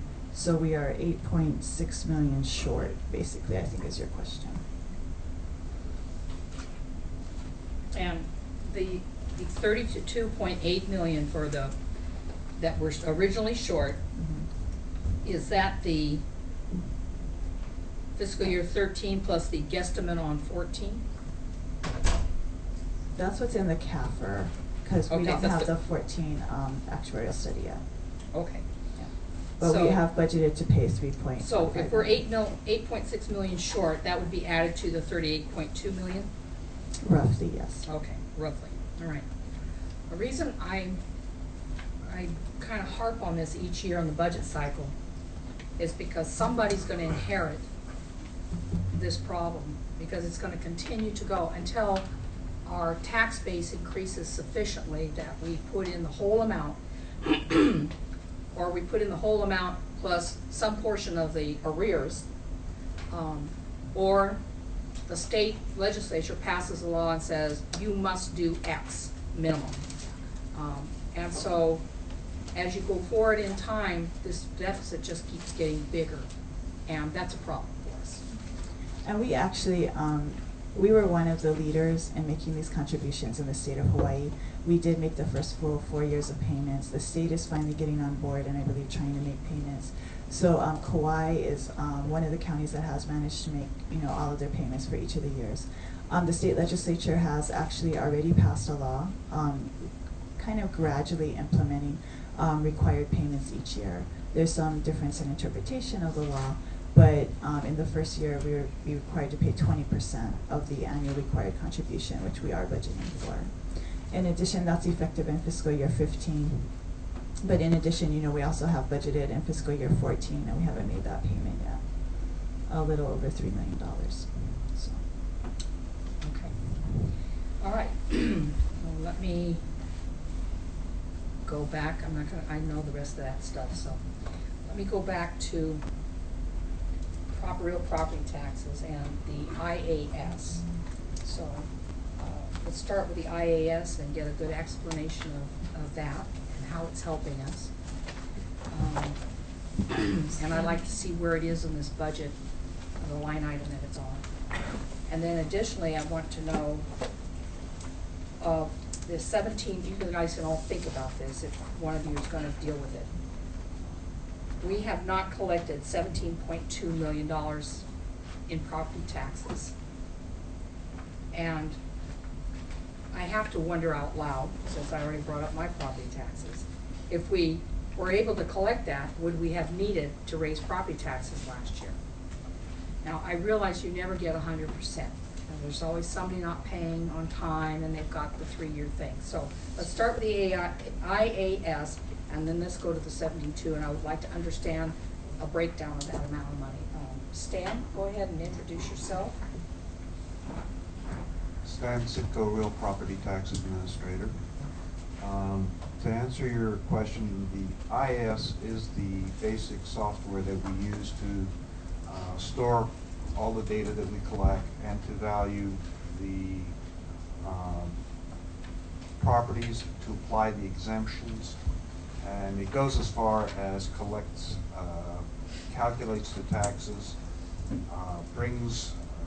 integrates in our cashiering system, and puts everything together, which is why it's called the Integrated Assessment System, since we go everything from assessment to collections. One of the recommendations of the International Association of Assessing Officers, or IAAO, was that we upgrade to what's called IAS World, which fundamentally is the same database but allows us, among other things, to streamline our screens, to start independent task-related flows in the system. It also allows us to go on the cloud, to be honest, and that reduces the necessity for having database management staff here. The other thing is that it allows us to integrate other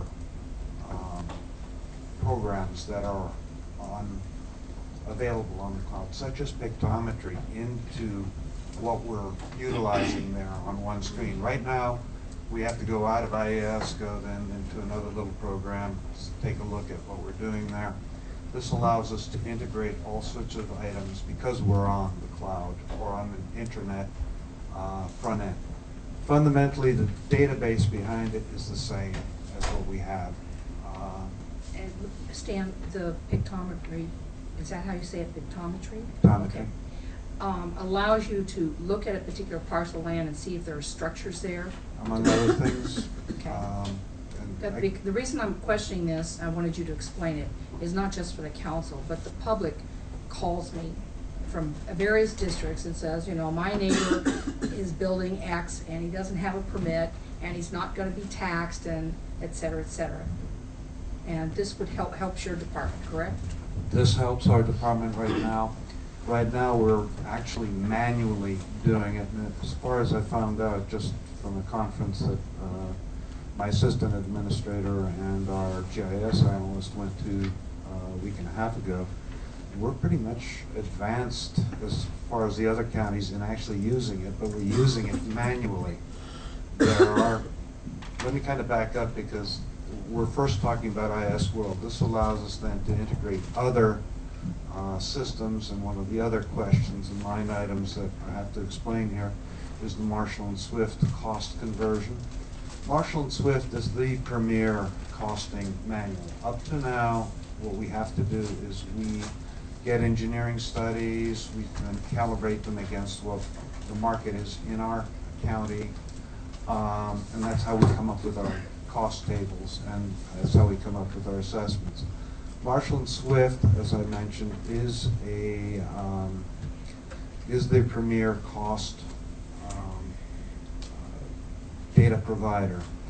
All 4 counties decided to go into this, and what's going to happen probably for the 15-16 year, because you have to have one thing before you get to the other thing, is that we can then cost our buildings, send them off, they'll be into the cloud, they'll come back, they'll give us a value, they will defend the value also, which is another benefit.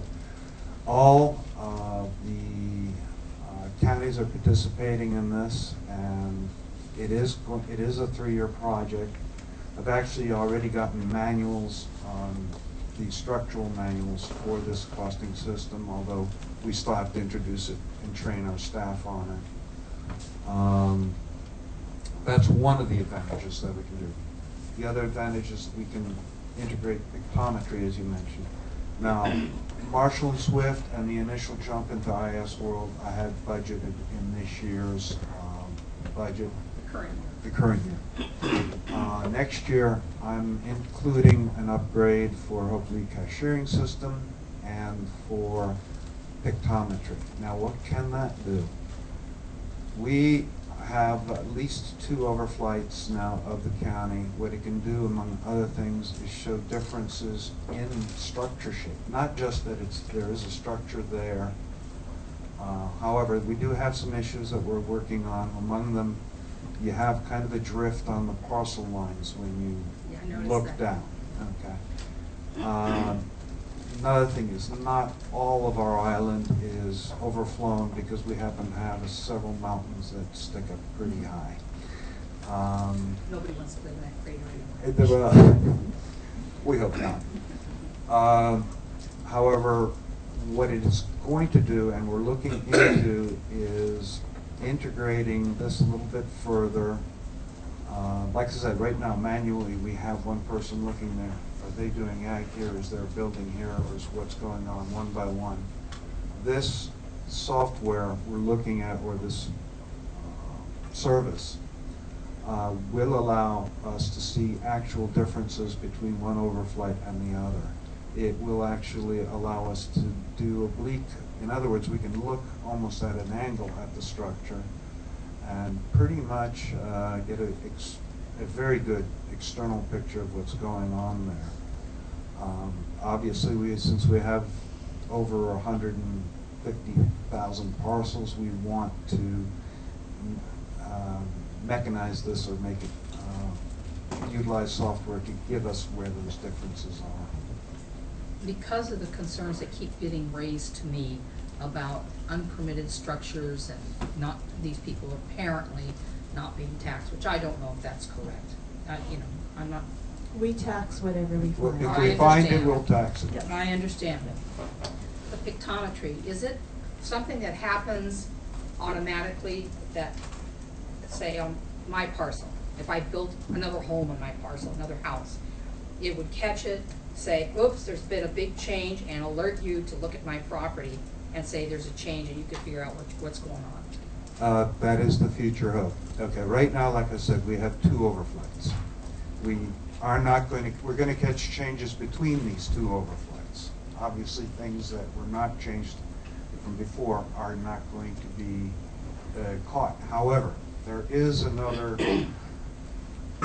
aspect to it, is some of the software, and once again, I'm looking into it, and we'll also have to integrate this with the Marshall and Swift, because they are going to look at the sketch, compare that sketch to what they photograph.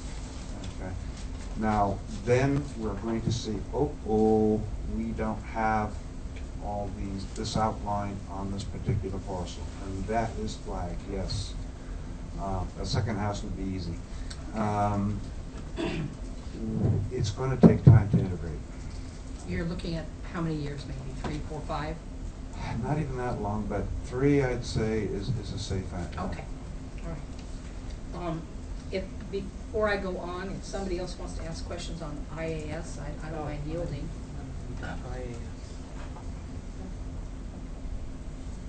Okay. The $17.2 million that we have not yet collected in property taxes, how much of that is, well, it's all below 3 years in arrears, right? Because otherwise we go into a foreclosure mode. It's not all lower than 3 years in arrears, because some of the properties are subject to litigation, bankruptcy, or other issues. So we do have some older properties out there.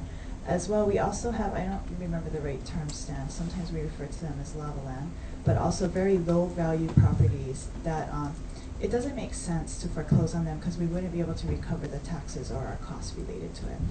So there are some properties that we were just not able to foreclose on. My understanding was less than 3% of the parcels are either vacant or lava land. On those low value parcels. Yes. Yeah, Less than right, it's not 3% a of lot, this. I'm just saying, right, there's a portion of it though that we just will never foreclose on. And Right. so we can't say they're all less than 3 years in arrears. Right. However, you know, we do send reminder notices to help people remember to pay because we do only bill twice a year. So for people who are outstanding, we send reminder notices. In addition, this year's tax sale, because we've hit the 3 years on some of these parcels, is going to be, we had one tax sale already and the next one will be larger. We're starting with a larger number of parcels to collect on. About how much, I want the council and the public to know, to understand where this $17.2 million is. You know, like what percentages are houses that could be foreclosed on or versus vacant land. And I'm excluding lava land from the vacant land, because we're not gonna do it anyway. So I'm concerned that it's this amount of money. To me, the 17 million is a huge amount of money. And so if you could explain how it's sort of brought, just guesstimates. I don't want anything So I accurate. can give you more details, but I'll also remind the council that, you know, in good times, our receivables are very low, and when the economy is poor is when they go up. And that's why this upcoming tax sale, we're starting with a larger number of parcels. But the 17.2 million also includes the properties with taxes that are within the last 2 years and are not eligible for foreclosure. Right. So I just wanted to clarify that. There's What percentage? I don't 1/3, have that 2/3? I don't even know if Stan knows. It might be something we have to get to. While Stan is looking at that, the reason I'm asking this is that either last year or the year before, I proposed legislation to drop it from 3 years to 2 years and get those, some people just don't want to pay timely. Right. And so, and they're basically living on our dime, and the rest of us are paying taxes, you know, like good citizens that we are, and we just sustained a tax increase, which I've already talked about. And so I look at this, that type of situation, and I think we need to do more to get this down. I don't consider that we're in a bad year anymore. 2008, really bad. You know, I mean, we went into a pit nationally and internationally. But we're 5 years out now, and while we're not where we want to be, it's not nearly so bad, and I wonder, why aren't we looking at reducing it from 3 years to 2 years and get these slow pays up to speed? We can use this money. And also, when the people who are good and pay timely, we do not charge them penalty or interest. So the other incentive is, you know, to pay timely and not incur those extra fees. Nancy? Well, I was just, within the period that we are not yet foreclosing of that 17 million, is about $12 million. Okay. So we're looking then at in the taxes of about, you know, 5 million, that some of which still falls in that category of they're in court action, they're in bankruptcy, there are limitations on those. So there's some of those that, and quite honestly, if you go look back at some, there are some older properties that have been stuck there for a while and grow. But so that's, you know, that $5 million pool is what we're going for in general now. And with So- each of these tax sales, one of the things we can, it's a little more difficult to talk about, although we say how many we start with at the beginning of the tax sale. One of the nice things that happens is as soon as you start sending those first letters, then you start getting payments. And along the way, right up till the day of. before or day of, we will have people pay before sale, which is wonderful. You know, it is clearly motivational. I think one of the, while we're not ready yet to say that we want to try and shorten that foreclosure period, what the division is looking at is implementing, dedicating one of their collection people to working with people who are like 1 year out, so that instead of this building as long, trying to provide motivation short of foreclosure, to get people in, help either payment plans. That's also some of what's in here that's not, that Right. shows as accounts receivable are people who are actually on payment plans as well. And thank you and your staff for working on that issue. I mean, I have no problem with anybody who's on a payment plan, because they are truly making an effort to get it taken care of. It's the slow pays that I am really not happy with, because we need that money so desperately in our budget. And that's why I think we need to look at, again, shortening it from 3 years to 2 years, because by the time you get up to the day of the foreclosure sale, what percentage of those people actually pay up? It's high, I think, right? 80, 90% of them? Just give me a swag here. Normally, let's put it this way, for this upcoming sale, we're starting with 1,000 properties. Prior, we've usually started with about 400, so we're trying to step up the pace here. I would tend to say when we had 400, we'd wind up with something like 80 for sale. All right, so you can look at 80%. 5% or so, 8. Yeah, 5% don't pay. This is the reason. Is it 25? 20, yeah. 80. Yeah, 80 out of 400. 25. 20, whatever, close enough. We're dealing with, that's my point. If we were to shorten it from 3 years to 2 years, those are slow pays. Those are not people that need a payment plan. They're not in the bankruptcy system or litigation for inheritance or something like that, which is why I think we should shorten that from 3 years to 2 years and get the slow pays. They're the ones I want to kind of prod into doing this. And thank you, I understand what you're saying. But I do want to make sure everyone understands that those people aren't getting to pay slow for free. I understand. They are being charged penalty and interest, and sometimes in significant amounts if they choose to be slow. Right, and Nancy, and I understand that it's not free, and when we do a foreclosure, we get 100% of everything back, plus they've had to pay all the interest and penalties and whatever. I would rather get the money in the bank a year earlier, because that means it goes into the budget. So will you or will you not support shortening this from 3 years to 2 years and get the slow pays, approximately $4 million worth more into our coffers? Madam Chair. Yes. Just point of order.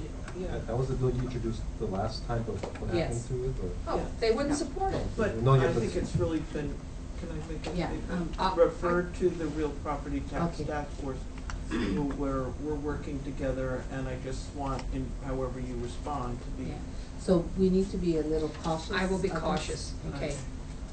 In fact, I'm gonna stop asking on that because of that situation that Margaret just brought up. But I'm not comfortable with our 3-year process. I think the people of this county need the money more in our budget. Okay, next thing that I have, did you want something? No, I'm just was trying to. Oh, I'm over 5 minutes? I yield. Councilmember Willie? Thank you very much. Sorry. What is the fund balance right now?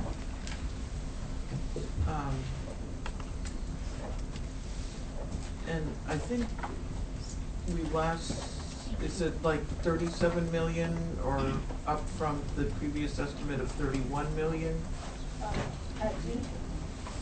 At June 30th, 2013, yes, it was roughly 37 million, of which we are budgeting 24.8 million roughly in the budget for fiscal year 15. Okay. We will not, this is the money we're budgeting, the 24.8 million, is really what is going to be taken from the fund balance we achieved at June 30th, 2014. Okay. Of which there are some factors, many factors that go into that. So, it's not a exact science. We're still monitoring that as we get closer to the Mesa middle. Okay, so that would, I think at one point, and this was a number of years ago, I think Nancy said we at least want to keep whatever fund balance around 14, 15 million and that may vary, so, but. I think it wasn't so much a dollar amount as a percentage. Okay. With the budget stabilization fund and the fund balance, we would like to maintain 15% of our budgeted expenditures of the general fund to be in compliance with GFOAs, Government Finance Officers Associations, one of their best practices, you know, so that when an economic recession hits or a disaster hits, we have that found financial stability to fall back on. And so, what would that number be based on your current projected budget? Approximately. Roughly $50 million, and we have roughly $5, I think, in the budget stabilization fund. And in terms of I think we're right now looking at being short 8.6 million for the Gatsby, all of the retirement pensions. Yes, roughly, and we won't know that number until we get the actuarial report. Okay. And are you all, is there an objective from your department to try to make that payment and somehow work that out? Or is this sort of where you feel comfortable leaving that amount? I'm sorry, which amount? On the 8.6 million, in other words, that was about what on Gatsby, I'm sorry. Okay, that's what we're comfortable with given the current revenues and the other projected expenditures within the budget, yes. And last year we raised the real property tax rate, and maybe this is in there, but do you have a ballpark of what that increase, what amount we netted by doing that increase?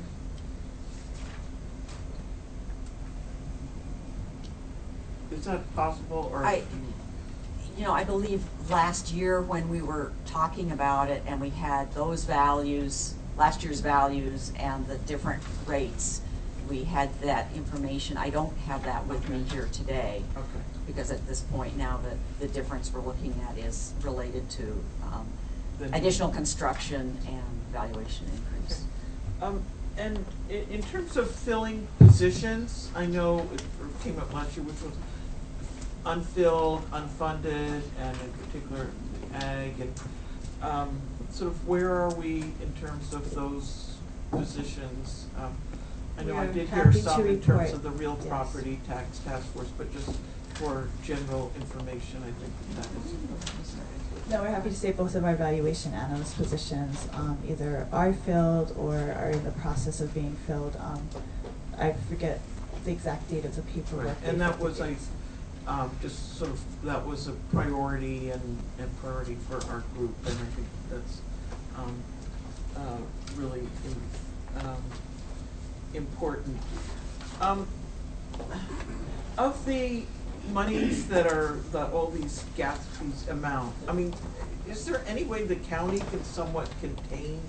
I think you said those numbers. I mean, you said like of what you'll pay, it's approximately half. 15 million is for retirement. Retirees. Retirees. Yeah, over 16 million would be for retirees in the coming year. The whole idea of the Employee Union Trust Fund, the organization that does statewide the health benefits, was to keep the cost as low as possible by going together, I guess, as a larger pool. So all the state employees, the other counties are all part of that pool. I think they do their best to keep the cost down. I believe there's limits. Human resources might be a little better answer, but there is like a cap each year on the amount we pay for the retirees. So they have put provisions in place to try to limit the rates from going up excessively. In addition, I believe the state legislature has taken action for employees hired after July 1st, 2011 or 12, where their retirement benefits and post-employment benefits are reduced compared to current employees as well. So when that kind of catches up eventually, there will be lower costs in the future as well. Okay, and that pre-2011, unless it's decided to tax those benefits, there's probably no way to reduce. Right, they would that have to amount. decide to impact current retirees and current employees, and so far they have not made that decision. Okay, a couple of things, particular, let me just say, in terms of the amount that we're collecting on real property taxes, that considering Fresh Onishi and I are on the committee, and that's something that we all are looking at how to make that fairer. And as you recall, I actually did a resolution. How can we reduce the overall amount that we're charging or attempting to charge for real property taxes? And my hope is, let's do the task force and see where we come out if once we review and what abuses exist and see if we can address the most critical problems. So I just want to bring up that resolution I did. I'm sort of looking at it first, where are we when we come out with the real property tax task force, and then look at what questions we need to further address, or what we need to do with the real property tax. I did, just in terms of a couple specific things to my district, I noticed like the prosecutor's office is in the same building as the Waimea office, and you all negotiated a multi-year contract there. Whereas for the Waimea Council office, we're doing that each year on a year-to-year basis, and I just raised that in terms of what we might do in terms of savings if it wasn't just year to year. So I'm not asking for an answer, but I think how can we take a look at that? And then, Leslie, in terms of the open space and your involvement in that, I'm not sure if you're aware, but for example, this week we had discussions about this banyan tree property, and I'll finish with this question. And it's something that the community's overwhelmingly working for, and we've been passing that here. But the property owners are sort of urgent, if you want it, that's great, but if not, we need to move on. And I just want to ask you through this process to please do what you can.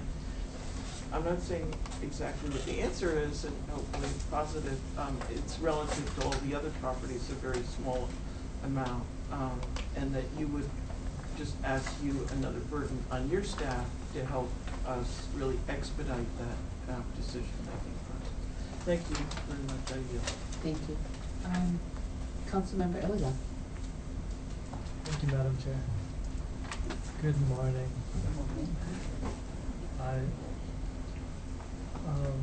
I do want to share my opinion about the delinquents. The thing about that is, I look at it as in where if we were trying to focus on that, I know you already doing the necessary process to try and get those delinquent funds that should be in the coffers.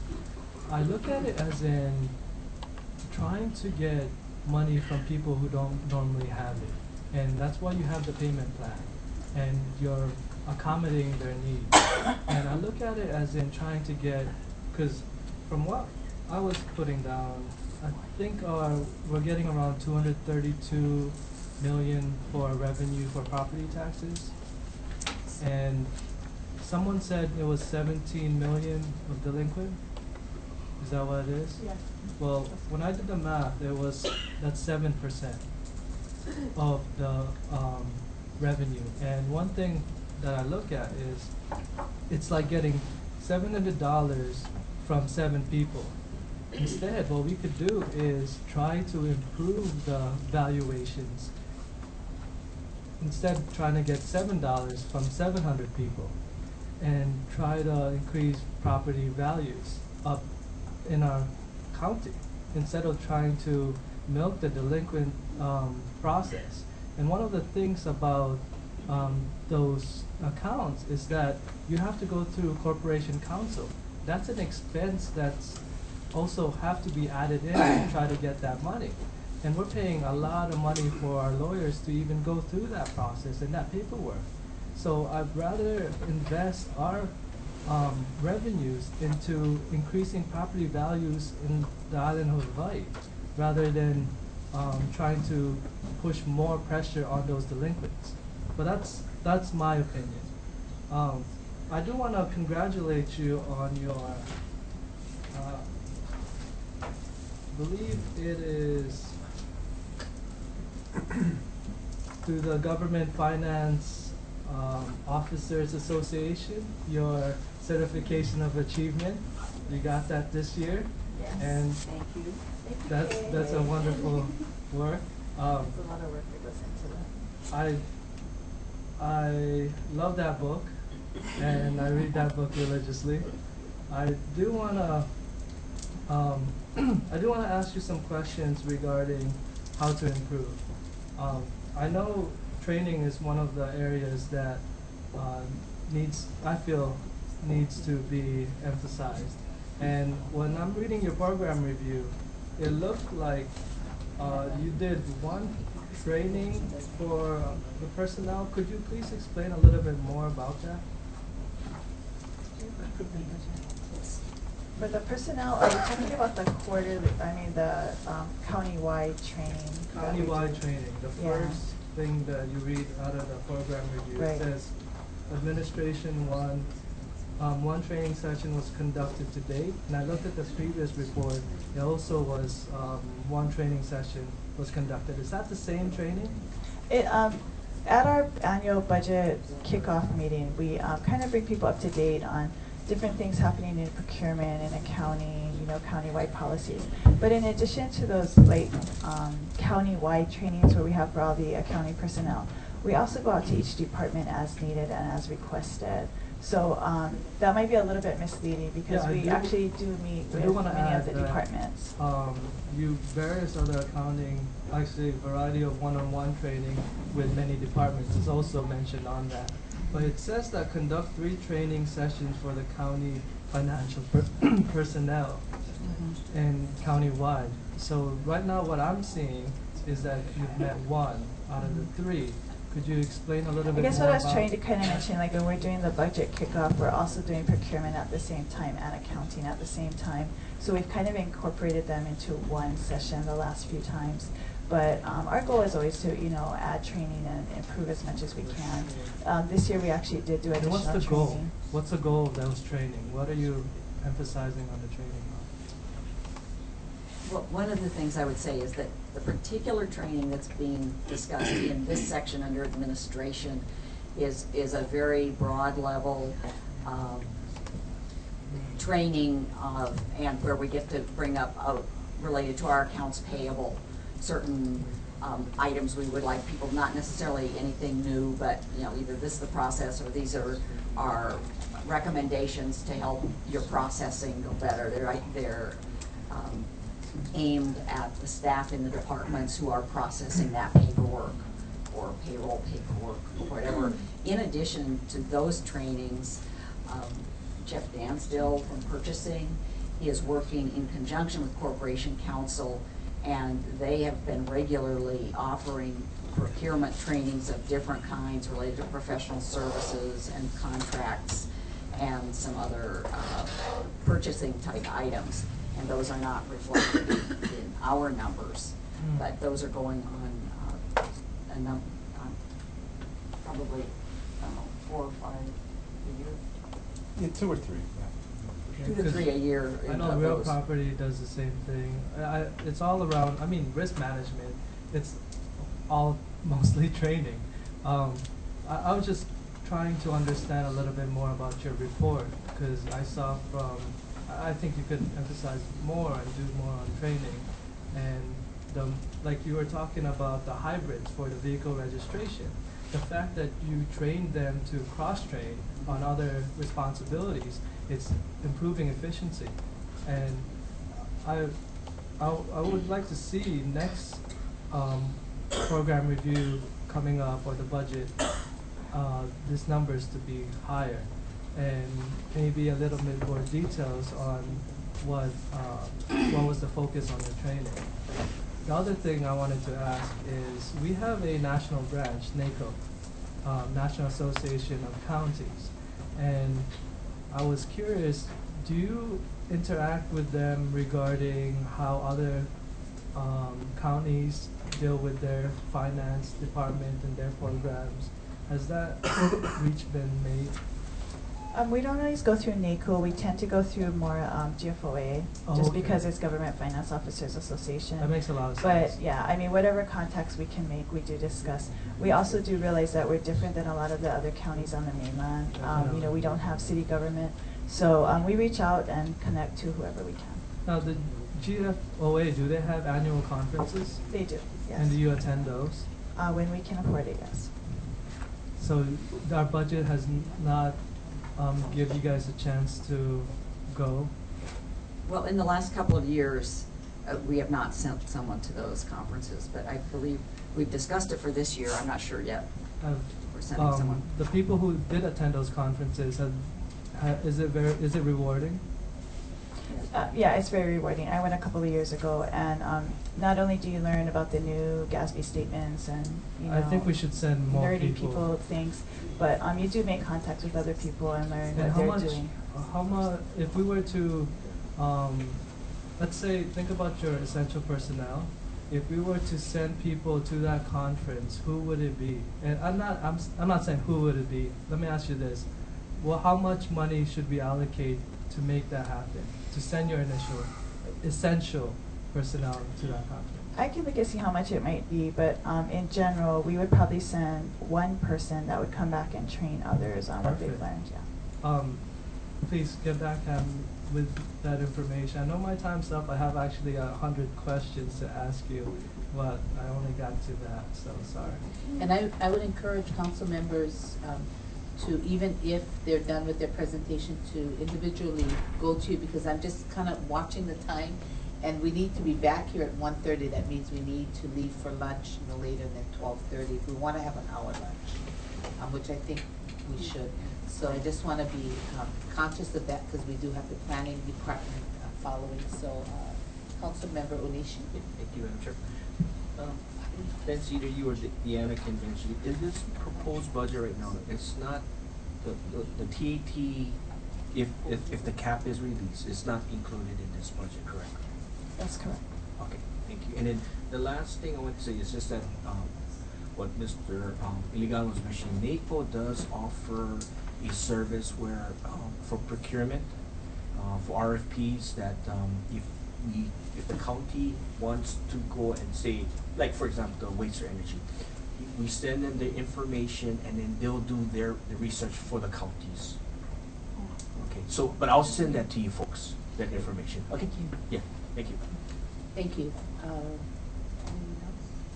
Oh, Councilmember Eo. Thank you. And thank you for all the hard work that you put into balancing this budget, and to all of your staff. I have a question. When you mentioned, or we've talked a little bit about some things coming through from the real property task force, either recommendations or information. Is any of that information going to be useful to us for this budget, or is that going to be in the future year? I would say that any legislative changes that might be recommended will not impact this upcoming budget.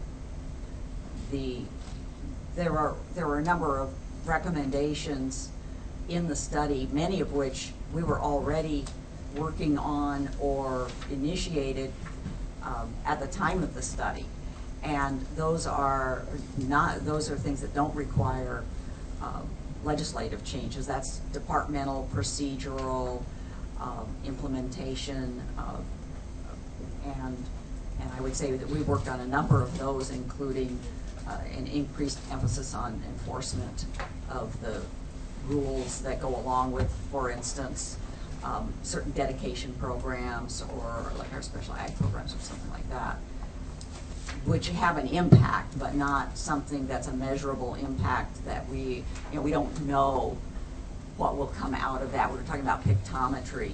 That allows us, that's a tool for us to recognize not only structures, but what activity, if there's supposed to be agricultural activity going on down here, is that what it looks like?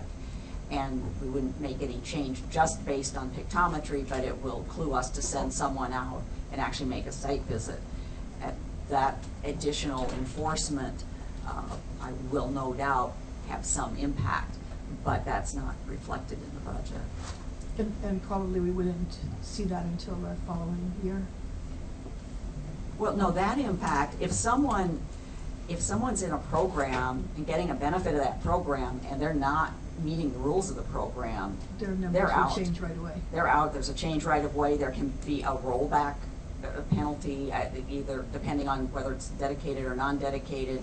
There's an impact on that would hit immediately, and that's going on all the time. Mm-hmm. It's just we're increasing that. Right, you're effort the more. building the ways to make the determination and affect the overall income, right? Through the task force. We want to ensure we definitely want fair and equitable taxation for everyone. That's the standard that we operate under, and part of that is making sure that people who are getting a benefit, could be a homeowner benefit, and these people don't qualify for that, perhaps, or something. And that's something that our staff is always on the outlook for, and my point, I think, is that we are sort of stepping that effort up and targeting staff in certain areas there. And you'll be here throughout the next couple days if other questions come to us. Yes, we will. Yes. Okay, thank you. Thank you. Councilmember Floyd? I'll try to be really quick about this question, and then I want to get our risk manager to come talk to us a little bit. Earlier we had a fire commissioner come up and talk about other municipalities who buy their fire engines and trucks and all of those huge dollar items via CIP instead of the operations budget, and those municipalities keep their operations budget, salary and wages and overtime and other things. This is something that intrigues me because I would love to see this happen. I know there's a reason in this county we don't. I forget what it is. I'd like you to remind me. And if it's a law, is it a county law or a state law? Some of it is just best county practices and appropriateness of use. And equipment is not an appropriate use of the capital projects fund, as well as it's not an appropriate use of bond money, which is typically how we fund our capital project fund expenditures. And we have had discussions with bond counsel on this as well, because we are aware that some other jurisdictions do it. But we're also smaller, and it would really be inappropriate, and we would be violating state law to do it that way. Oh, well, there's the IRS answer. rules, It's yeah. a state law violation, it's over with. HRS and IRS, so. Okay, so it's a violation of everything we can think of, but other municipalities are doing it anyway. That's their choice. Oh, well. Or their risk. Go ahead, Nancy. I just wanted to point out that what we do take advantage of, though, that's sort of similar to bond money is financing plans. Our lease financing, we come to you and ask for the multi-year financing, and we've been doing, we've greatly increased over some of the prior tough years that I can recall our purchase of equipment that's badly needed, I recognize, but what has allowed us to do that is doing financing, and rates, at least up to this point, have been very good. Very favorable. And even though we're paying for the lease to own situation, the lease rate, the finance rate for that, as you say, is very low. It's actually lower than our bond rate. Yeah, So it's it's really really low. good, yeah. Which is one thing that's kind of kept me from jumping up and down, because I prefer to buy outright and just get it over with. And what the gentleman said, Mr. Deleuze said, was intriguing. But if it's a violation of multiple types of laws, then I'm not interested. So the financing sounds great. I would like to get Mr. Knowles up here because I would like him very quickly to explain the fact that we are doing insurance procurement and getting discounts, because he's such a clever person to do this. Because my understanding is we are self-insured, but obviously there are some things we're going out into the commercial market and getting the insurance through the commercial market. Mr. Knowles, would you identify yourself to the microphone and then explain a little bit more maybe about what we self-insure for and what we're going out to the commercial insurance market to get insurance for. I'd be glad to. My name is Scott Knowles, and I'm the Risk Management Officer for... Okay, Scott, hold the microphone really close to you. Okay. Okay, Better? thank you. That's Better? much better. Okay. My name is Scott Knowles. I'm the Risk Management Officer for the County of Hawaii and have been since November of 2006. For the most part, we are self-insured for liability purposes, but there are some exposures in a variety of activities and responsibilities that the county has, that to be self-insured in those industries and those activities, one catastrophic loss could essentially impact not only the budget but the financial resources and that of the county. And I'll give you some examples. For the police subsidy program, we have approximately 400 police officers who operate subsidy vehicles. Those subsidy vehicles we pay a liability insurance for in the event that they are involved in an accident resulting in an injury or damage to a third person.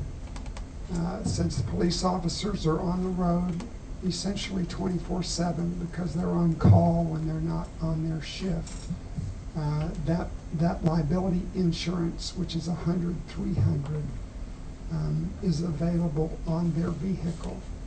We do have a fleet vehicle policy, or a fleet vehicle property damage policy, and that's for our 30 fleet vehicles. That's we have 15 SUVs, we have 15 Crown Victorias.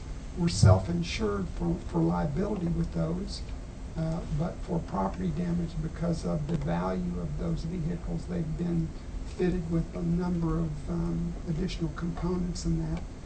We maintain a property coverage in the event that they are damaged in any way, and it's been beneficial because we've lost a couple of those and been able to recover. Going back to the subsidy programs, we do not cover property damage. We only cover liability, and that protects the county.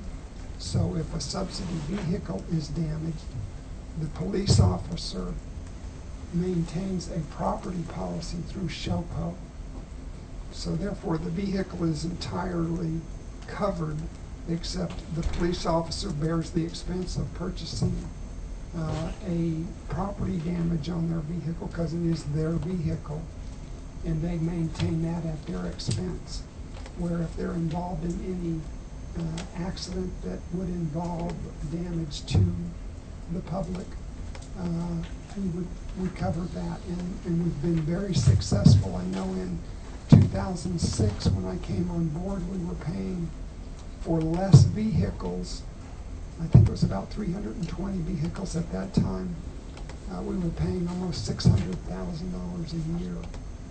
Currently, last year, for 400 vehicles, we paid $99,000. So there was a reduction of $400,000 or $500,000 a year. I can't take credit for that totally, or even partially. I think we've had some success in the reduction of accidents, but I also brought a competitive process into the bidding. I think previously it was handled by purchasing, and quite frankly, purchasing is overwhelmed with what they have to do and may not have been able to pay as much attention to the procurement process for, at least for insurance. And so by getting the competitive process involved in that, we've been able to successfully get a bidding process going on, and we open it up to all brokers. So it's not as if we select one, but we do take the lowest quote. And so that's an example. A couple other liability policies are the helicopter liability policy for fire, because in the event of an accident with a helicopter, there's going to be a catastrophic result. We also do it for our fire EMT technicians, because they're providing medical treatment to the injured throughout the island. And quite frankly, if they make a mistake, it's a malpractice coverage for those people. And so based on those, we have liability coverages.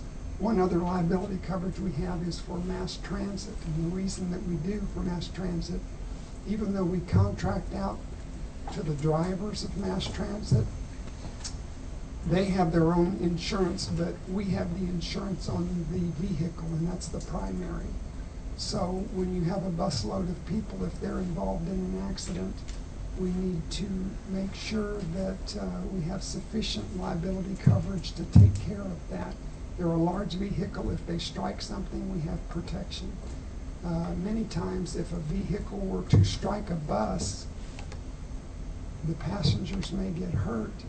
As you know, under Hawaii, you're required to have PIP coverage, which provides medical benefits to passengers in vehicles. Even though we don't have any fault for the accident, we still have to have insurance to cover medical for our passengers. So those are the three major liability, or four major liability policies. We also have property coverage, covering about $370 million worth of properties around the island.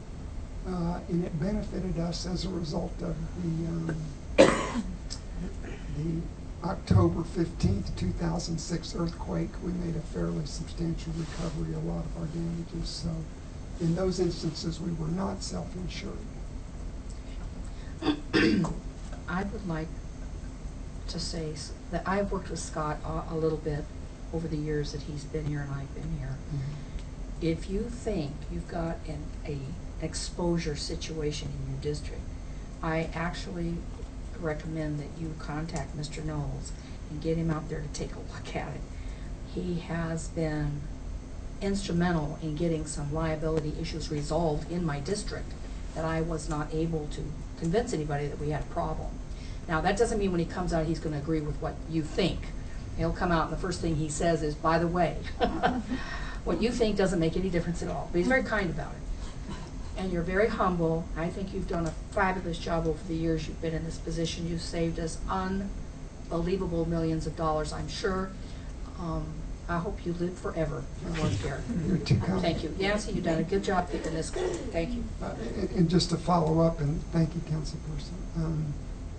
I generally respond to, my eyes aren't everywhere, but I generally respond to hearing either as a result of an accident, a result of an employee complaint, or not a complaint, concern regarding a condition, or the public will call regarding concerns. So if you have concerns, that it's only a phone call away, and many times safety also accompanies me. And we go and take a look with different eyes to try to find out what the concerns are and what they can be remedied. So it's worthwhile. Thank you. Thank you very much. Okay, so thank you. Okay. I just want to be real conscious of our time because I still have the planning department, but Mr. Elegant? Thank you, Madam Chair. Don't worry, I'll make this one quick. Director, there was an audit that was done recently with Accurity, I can't say their name. They came up and they talked about, the reason why I'm bringing this up is because as I listened to all the council members, this one wasn't brought up. The information on technology, policies and procedures regarding financials. What's your plan in meeting their requirement? Because they keep on mentioning this in their report. It's actually the Department of Information Systems or Technology that's been working on those policies, and pretty much it's just the process of documenting what we do already. So a lot of the things that they mentioned, we have those procedures in place, and it's just documenting what we actually do. And so IT is working on them as they have time, and they've gone through some personnel changes as well. So they are working on it, and they're in progress, I believe. So I see. Because finance does all the financial process here, and I was curious. I thought that maybe you might have a suggestion to what software or what policy of, because what I'm actually trying to understand, maybe I don't understand it yet, is that there aren't policies in place. Is it from each department, or is it specifically for information technology, that department? See, that's the part I'm not sure why that audit keeps coming up, or that report. They look at, when they come to do the audit, they don't specifically audit the Department of Information and Technology. They audit the financial system. However, they go out to IT to look at the various procedures and policies in place. So when we need to make changes to user access, for example, we have to send an email or document it in a form, and then they take care of that, and they make sure that all of those forms are there and it was properly authorized, or making sure that terminated employees are no longer have access to the system. What they would like us to do is that while we have the Eden system that we use for our financial accounting system, where property tax has the IAS system, other departments have other systems. They want us to have a county-wide policy that we review user access on a regular basis. And we do that. It's just not in a policy per se. And you're saying that IT would be the one creating that policy? Most of the policies that come down regarding information technology use have come out of that department, yes. Okay, so it's not technically each department creating that policy? No, we want a more uniform policy of the best practices and the right way to do things. So, has there been a meeting, or I'm sure there has, where all the different departments have come up and talked to IT and figured out how they're gonna unify that policy? Well, Deanna may have more to add. I would say there have been conversations. There's certainly been work towards this. In some cases, there may be, depending on the software someone's using, there may be, they would like, you have complex passwords, for instance, that you change regularly, and some older systems that we're still using for various purposes may not be able to handle that complexity.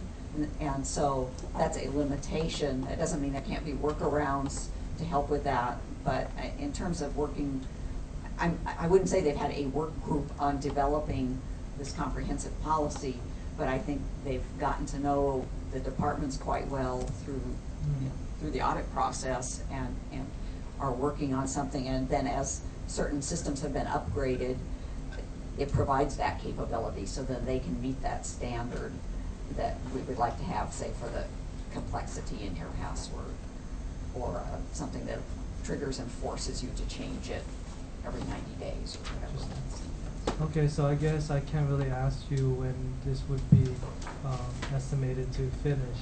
I'll talk to IT when they come before us.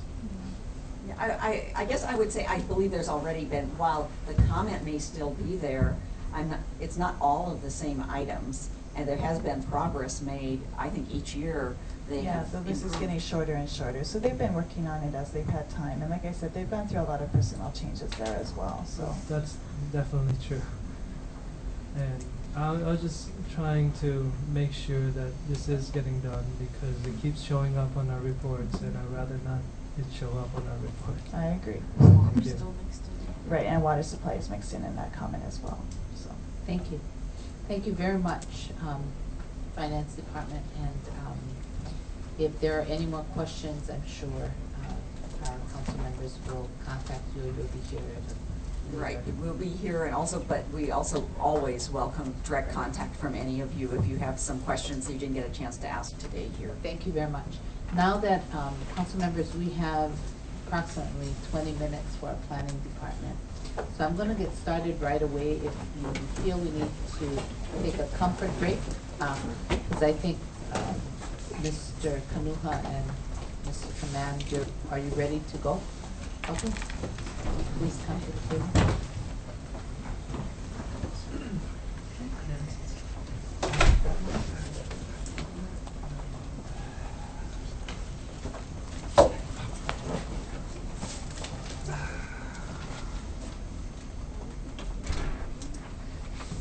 if you can state your name for the record and then proceed.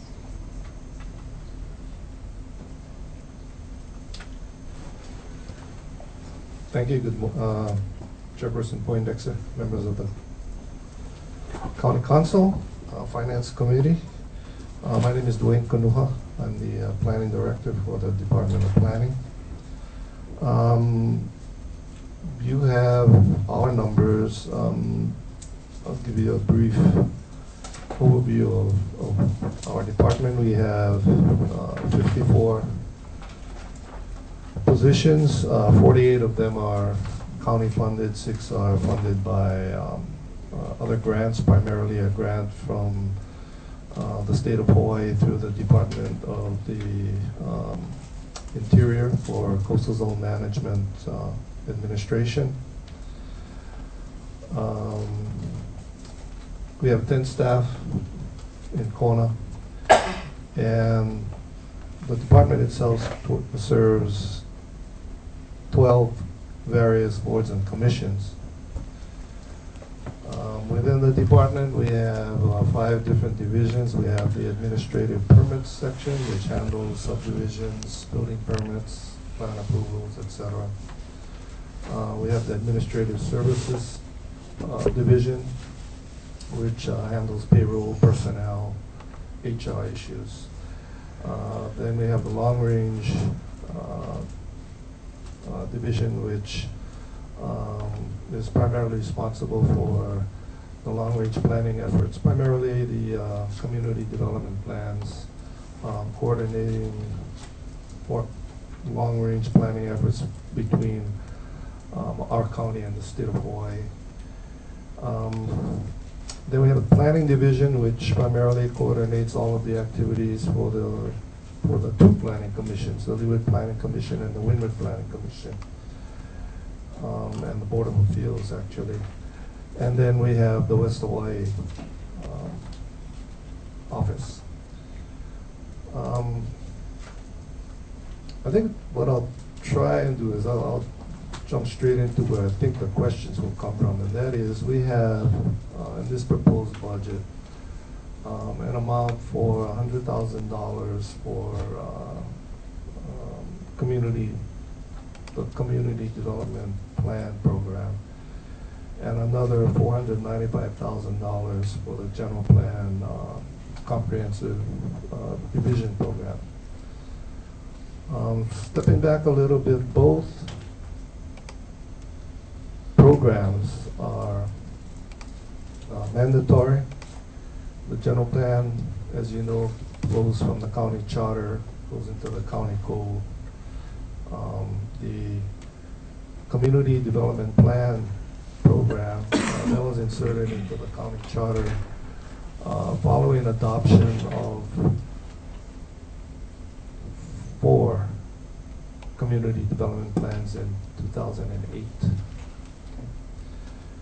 The last general plan revision comprehensive review program, which was approved, was in 2005.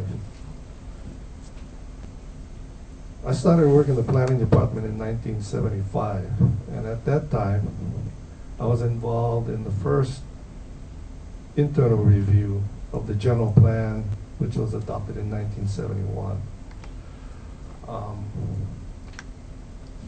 I was also involved in the actual first comprehensive review of the general plan, which was adopted in 1989. So I've been through the process. And I can tell you back then, the main expenses to do the comprehensive review for the general plan, the main cost for that was pizza and overtime, because it was mostly done in-house. There was very little budget. The program was at a stage where we could handle it that way. Okay. Fast forward to where we are now, and primarily with, well, let me back up a little bit. The whole general plan process is essentially 3 layers.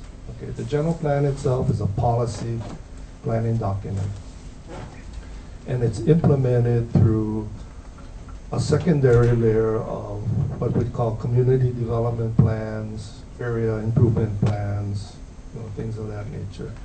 And then it's implemented at the bottom by zoning codes, subdivision codes, and the county CIP process. So that's the structure, these three layers. Policy planning on top, mid-level community development plan efforts, area improvement plans, subdivision zoning codes, and CIP. So what we have now is a pretty good foundation of that mid-level component with adoption of these 4 CDPs. We're in the process of finalizing 2 more, one for Ka'u and the other one for Hamakua. And we are taking a look at revisiting some kind of an effort for South Hilo.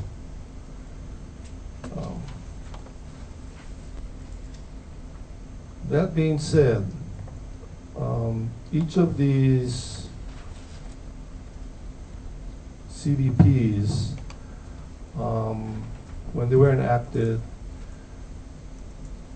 have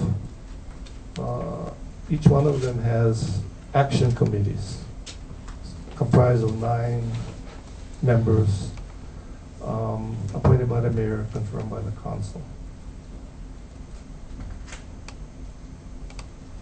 Currently, to support those action committees, which is another role that our department provides, for just those 4 community development plan action committees right now, is running me about $30,000 a month, or maybe $300 something a year. And that's coming out of just out of our budget. Okay.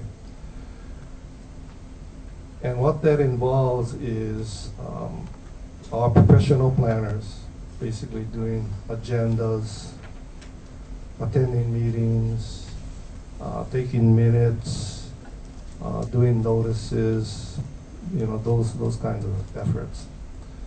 So what this $100,000 budget item here is for us to contract a series of what we call community planning assistants.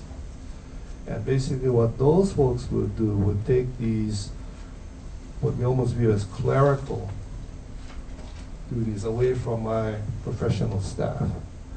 So the allocation is roughly around $25,000 per CDP action committee.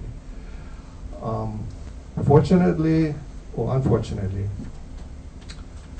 there hasn't been a really significant level of development activity occurring over the years.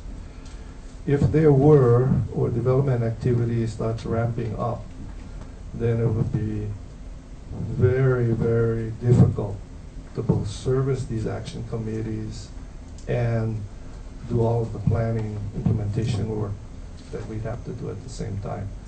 So it's kind of a proactive effort, which is also to coincide with the mandatory general plan comprehensive review.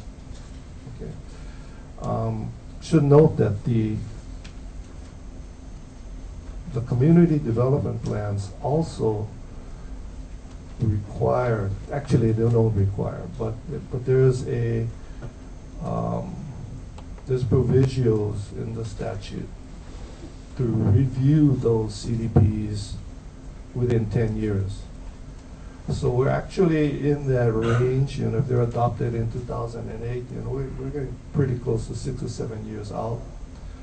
I think what we've learned from what's happened with the adoption of these 4 CDPs right now is that, in my opinion, there wasn't a real clear linkage between how they would be implemented as CDPs under the general plan. And from that standpoint,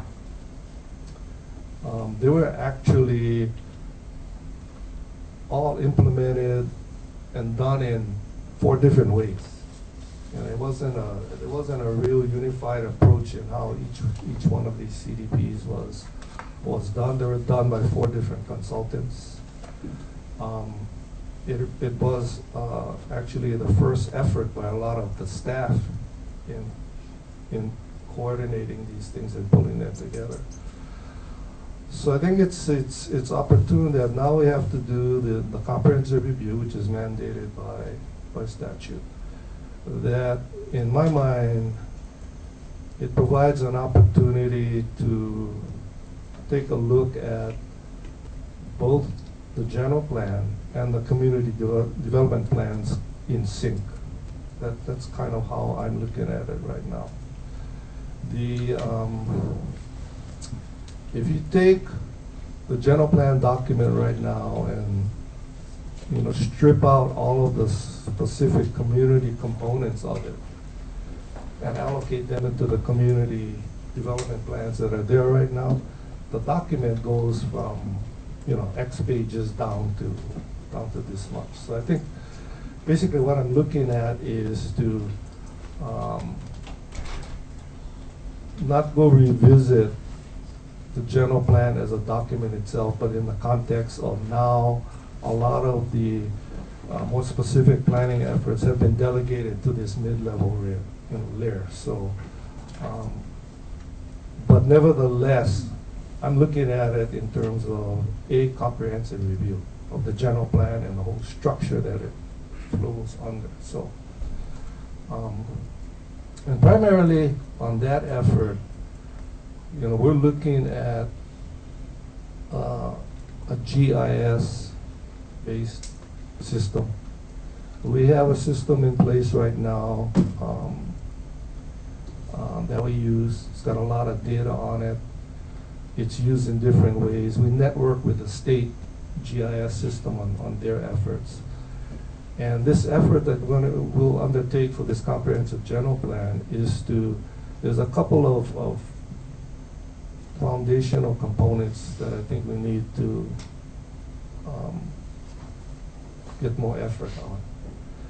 Once we get those, we believe the future general plan reviews and future community development plan reviews can be a lot more seamless and a lot less complicated than it is now.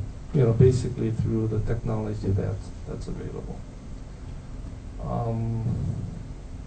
So in a nutshell, that's my overview. And again, I know those are 2 components that I thought I'd lay on the table for you in terms of how we're going to approach it for the coming years. Thank you. Councilmember Kern. Thank you, Madam Chair.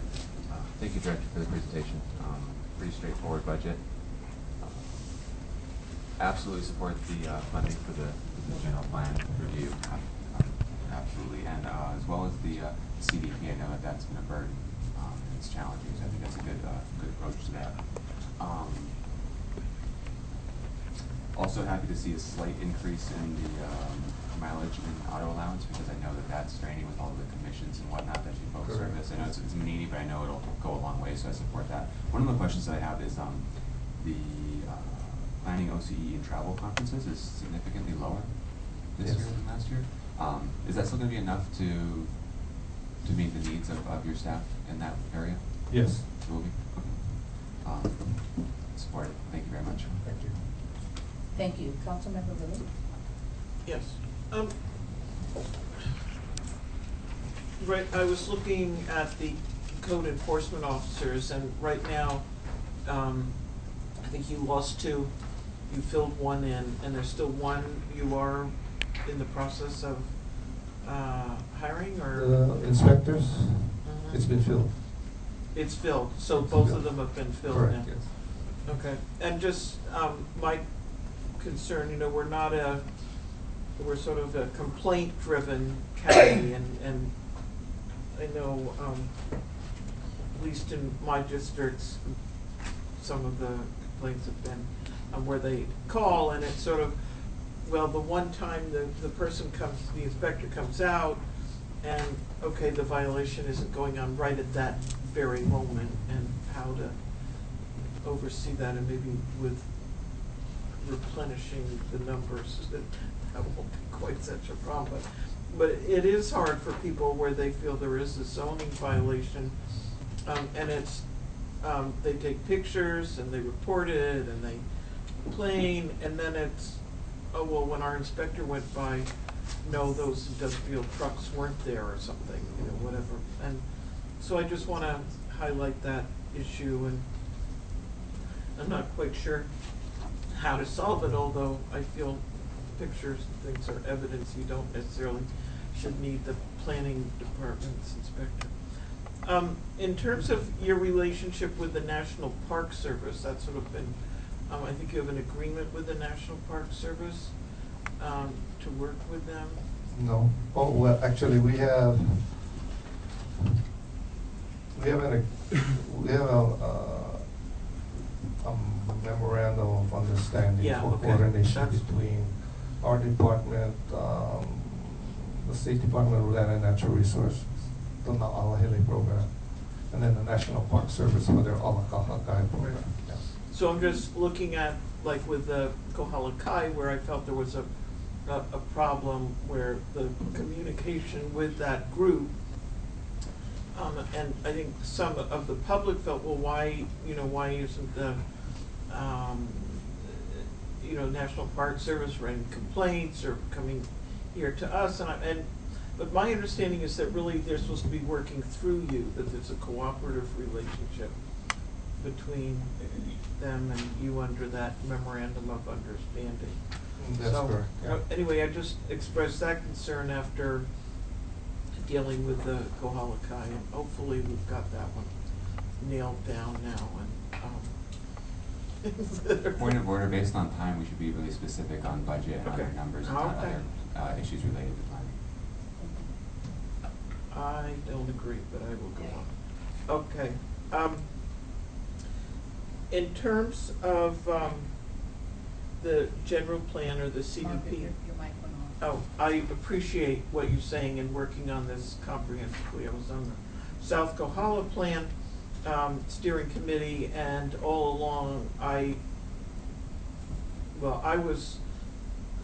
one of my concerns then was really the relationship between the CDP and the zoning code and the other codes, and I was sort of encouraging Chris, the former director, how that these things need to be tied, would be from a process point of view, and just general understanding should be better tied. So in terms of the comprehensive view, I do think it would help to have also the general plan, the CDPs, the zoning code, and clarity. I do sometimes feel that you all could spend less money dealing with the CDPs if there wasn't quite such this controlling hand, in the terms of the CDPs. Or I look at North Kohala, it's just been really angry, like, why is it everything is, I'll take it back to the director, you're only here for discretion, and no, I didn't get it this month, it's gonna take another month to get an answer. Well, I got an answer, but we gotta go back, we wanna discuss it with Corporation Council. This sort of, just a sense that, we're just here at the whim and discretion of the planning director, and we'll listen or we won't listen. And I know you're just new, but to the extent that that can be a sense of just that respect and contributing to that, I think would help. I do want to, last thing is just in terms of the fair share and violations and collections. I'm not going to get into detail, but I have been concerned, and I am aware of where the violations have been found and large amounts have been requested to be paid, and then next thing you know, and this isn't under you, the attorney goes in and chit chats and they come out hardly owing anything. So I feel that that tightening up in terms of that enforcement. I will add that you have got a great staff, and they're always there and very helpful, and but I just want to take this opportunity to point some of my concerns rather than sit here and tell you all the ways you are doing great. So thank you very much. Yeah, thank you, I appreciate that. Councilmember Diaz? Thank you. I just want to take the opportunity to thank you for the money and the time you're investing in the implementation of the CDPs, because I think there's been some misunderstandings and some fears towards that end. And the presentation that I did see at the Kona CDP Action Committee was really impressive. The suggestions for amending the zoning code and the subdivision code in order to better implement the CDPs. I think that was a great leap forward, and I'm anxious to see how all of that works out, but I'm glad we have money in the budget to continue on that effort. Thank you very much. Okay, Councilmember Iliga?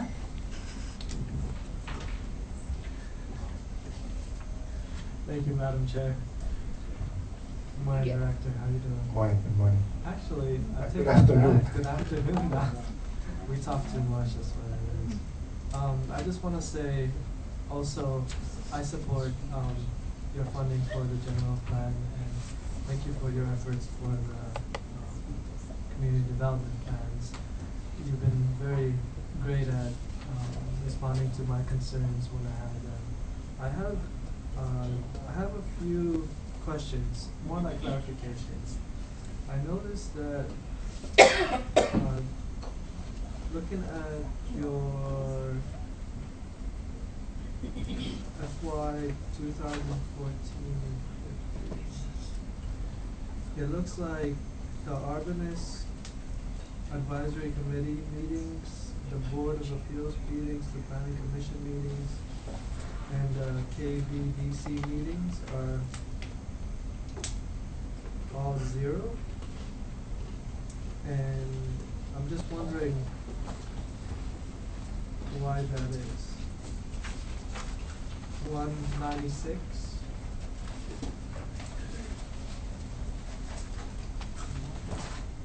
I don't know if I'm even looking at the right book. For fiscal year 2014 and 15.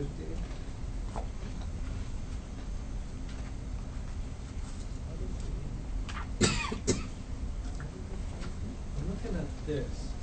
It's supposed to be, And it I have it says- at 19.3. It says 0 here. Take a look at this. I just want to know. I want to know if I'm reading it correctly or. It says estimate. I'm not sure. Madam Chair, I believe that they took them zeroed out and then they lumped them together underneath there on another line. Oh, that's what they did? Yes. Yeah. Oh, okay. Yeah. So you lumped it Okay. all? Thank you. Thank you for that clarification. Thank you, Councilmember Ford.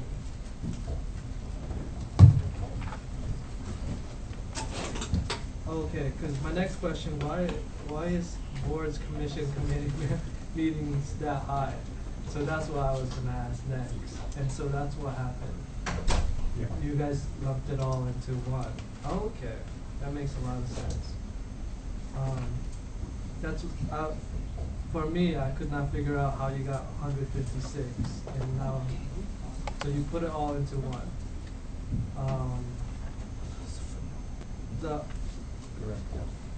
I do have a question regarding the Arbanist Advisory Committee meetings. Have those meetings, are they going on? Do we have enough? The Arborist Advisory Council? Yes. It's a 5-member council with 4 vacancies. Okay. I couldn't hear. And the reason there's 4 vacancies is that the specific qualifications to serve on that Arborist Council are so precise that there's just no qualified people. Wow. I do have a question about the SMA minor permits. It looks like in fiscal year 2012-13, the actual was 70, and you budgeted last year for 75, and now you're estimating 50. And I'm just curious why the drop. For SMA minor permits? Yes.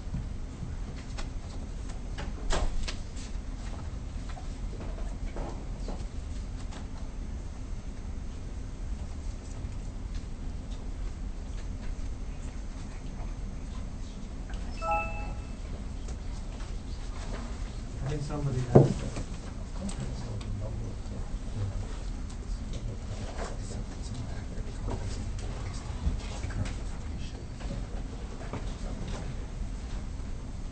that. That estimate is based on actually the amount of activity related to minor permits, over the years. And like I indicated earlier, the indicators for what's happening out there are, not clear. I mean, it's not as if we're in a stagnant economy, nor is it, really robust.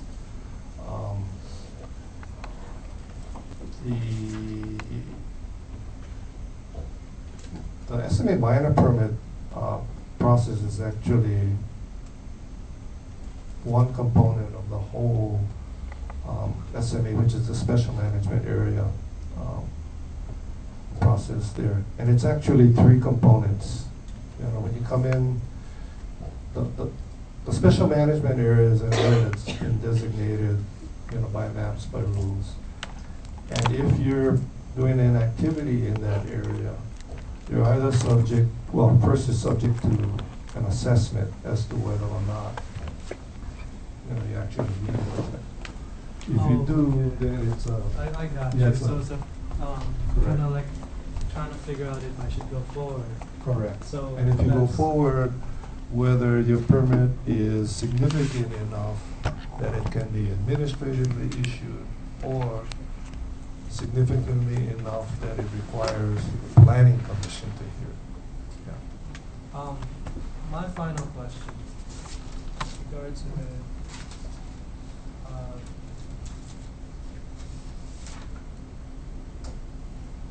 it looks like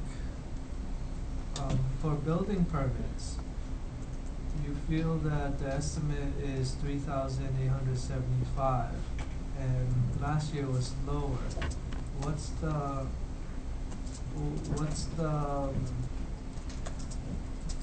formula of getting that number? How did you guys come up to such a higher number than it was before? It's just based on the workflow that we track, monthly. What we're seeing is that there's an increase in subdivision activity, and there's an increase in building permit activity.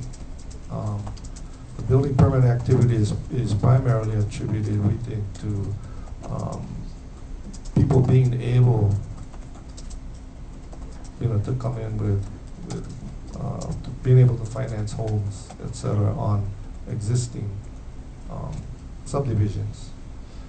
And in turn, we see a little more activity in new subdivisions, coming across. Not necessarily subdivisions that will be created because of rezoning. There hasn't been a whole lot of rezoning going on. So it's subdivisions of existing areas that already have the zoning where they can just go ahead and So subdivide. they're just amending kind of thing. Correct, yeah. So within that question, how are you accommodating this increase of permits that's coming up? Because you still have the same workforce. What's your steps in trying to deal with that? Well, my people are so good, they just work harder. They just work hard. Well, I'm just saying, this is a fantasy world. I mean, we're talking about the budget right now, and I just wanted to get your opinion. What would you do to help with that process if there was unlimited funds? What would the steps be to accommodate this increase? Let's say the building permits start just going up and up and up, and your personnel just can't work harder. What do you need to do after that? Well, my thoughts are related to something that the mayor and I have had a lot of discussions on, and that is how to get more efficient in the whole permitting process. There's issues we're aware of at the front end, and there's also issues that we're aware of at the back end. It's a combination of our part of the permitting process as well as those of Public Works.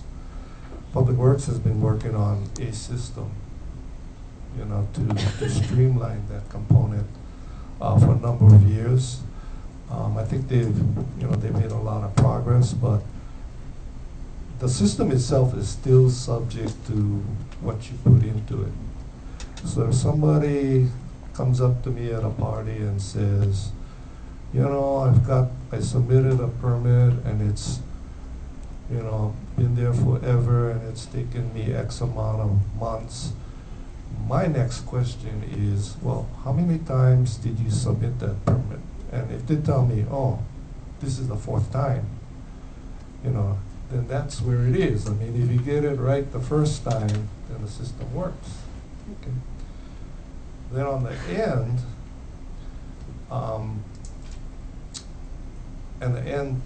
I mean the final inspections for things to move forward and things like that.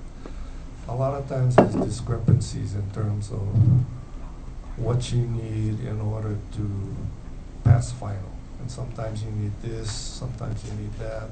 The numbers change. People are waiting for final for X number of years. So that's what I meant. There's issues on the end. Well, I like your answer because you didn't go to the default, oh, we need to hire more staff.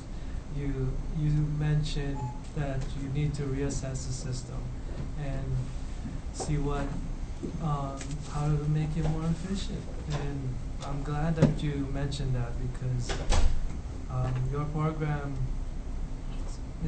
that's what I'm hearing a lot. And I need to do my part and to actually educate myself on the process because I also want to be involved and try to make that more efficient. It's just I don't know enough to be able to make a recommendation. So thank you for all the work that you do and have a good, wonderful lunch. Thank you. Okay, thank you very much. Councilmember Ford in here? Director Kenoi. As you know, I recently got trained on cluster development by your staff. And it was interesting to go into a meeting with the code in my hand thinking I was getting trained on that and told that thing was worthless. What plans do you have to rewrite that section of the code using your professionals who know what they're doing rather than, as you know, I was going to do it and realized I didn't have a clue what I was doing. So what are your plans for that section of the code to be revised appropriately so it's functional? And I think in that discussion, it's cluster development, which is in the zoning code 25, yeah. chapter 25. There's a provision in zoning code which allows cluster development, and it's real specific to residential zoning. And I think what Councilwoman Ford was trying to do was trying to address the associated issue of PUDs, which is, it's a form of clustering, but it's a wider open version of clustering. And the genesis of that meeting was as it related, I thought to at the beginning, to the Kona CDP, which talked about a clustering, agricultural cluster component. Different issue. Different issue, yeah, outside of the urban area. I think that's. I believe, from my experience, going in and saying I'm looking at this, I want to revise it, and finding out one, it was not the. First of all, I didn't know anything. I knew that I figured that one out on my own. But it needs to be revised so it can be used. I don't want to take a lot of time up here. I just want to know what are your plans with your professionals who know what they're doing to revise that section and bring it to the council. I think, in my opinion, a blend of the cluster and the PUD. In other words, merging them together, tightening up the PUD and how it works, would probably, that's my thought process. Okay, but you don't have any plans to have that section of the code rewritten by the professionals in planning that you've got? We made, you know, as I indicated, the whole general plan comprehensive review is top to bottom. Okay. You know, so that would fall under the radar of that. Already have enough time. The other thing was, about 4 years ago, before you, we were told, the council was told, that chapter 23 and 25 were going to be rewritten, improved, more I don't know about more comprehensive, but certainly not in conflict with each other. As you know, I keep finding these things that the logic seems to be not there. It never happened. And do you have any plans to have your staff look at those chapters and resolve conflicts or rewrite those chapters? Well, I think it's actually started happening now with some of the things we've been doing in response to some of the issues related to the Kona CDP. You know, some of the big issues there are that the conflict being the CDP being adopted by ordinance, the codes adopted by ordinance, and they don't necessarily line up. Right. So what do you do there? Okay. And because the CDP is part of the implementation process that encompasses more than just the specific codes, I think we've actually, in my mind, started that alignment process, because we're not going to be able to, you know, it doesn't make sense to me to go align the zoning code to match up for an issue that relates to the Kona CDP, or align the same section of the zoning code to just an issue for Ka'u. Right. Yeah, so I think by default, that's where all of that, the efforts have started to get that to align a lot better. All right. One of the things that's concerned me for years is the fact that I don't think the fees for doing a subdivision or doing rezoning are even close to reality based on the amount of labor your staff must put into those things. Would you comment on that? I agree. And actually, we just got some information about the city and county of Honolulu recently raised their fees, their processing fees for the things that we do. So that, you know, that's going to give me at least a benchmark to move forward with that. Okay. Well, I look forward to seeing something come forward from your staff and from you, of course, on that issue. The other thing that I'm really concerned about, and I mentioned this to you in a meeting, is that we have what I am calling economic caste system, C-A-S-T-E. Because our zoning code creates zones that are, I'm using this as an example, 15,000 square foot lots. This is especially true in residential, or 10,000, or 7,500, or 20,000. The only people that can live in that subdivision are people who can afford to either buy the lot and build a house, or buy a house lot combination together. So it's, everybody's very, what's the word I want to use? I don't know what the word is I want to use, but it's we're defining our areas by economics instead of as a village concept, which the CDP, Kona CDP, is encouraging, especially around the TODs, the TNDs. And I've been thinking that, and I've mentioned this, that we need a zoning code that allows us to have multiple size lots in the rezoning, so that not every lot has to be 20,000 or 75 or whatever, that it can be a mixed group of residential lots in an area. I don't know if that is reasonable from your perspective. It is from mine, of course, but I don't know if you and your staff think that that is something that we need to do, because when I look at those TODs and TNDs, that's exactly what they're supposed to be, but our zoning code doesn't allow it. Yeah, there's a provision in there for project districts, which allow, you know, that kind of a mix, but that's for entitlements going forward. I Yes. think what you're talking about Yes. is existing Yeah. zoned areas. Yeah, I'd like that, to- that are segmented by 10,000, Economics. 15, yeah. Yeah. Are you interested in having a multi-size lot zoning code section so that people could say, instead of every lot being 15,000 or 20,000, that I can build an assortment of housing that fits different economic criteria? Or are we gonna just stay where we are with the caste system? Well, you know, I've been in this profession for a long time, and that's one of the concepts that I've always wondered about. You know, because a lot of how we end up with our land use, foods, etc., you know, all flow from, you know, the mainland, where, you know, we have different topography, and it's you know, it's the time to think outside the box in terms of Okay. 31 things. So at least That's you're my thinking opinion. about it. Okay, I'm gonna yield. It's program review. No other questions or discussions. Thank you so much. And, you know, I'm always available Yes. for, you know, any clarifications. Okay, so, council members, it's now 12:50, so I wanted to reconvene at 1:45. And I already notified, I think we already notified the Department of Liquor Control that we are going to begin at 1:45. So this meeting is now in recess.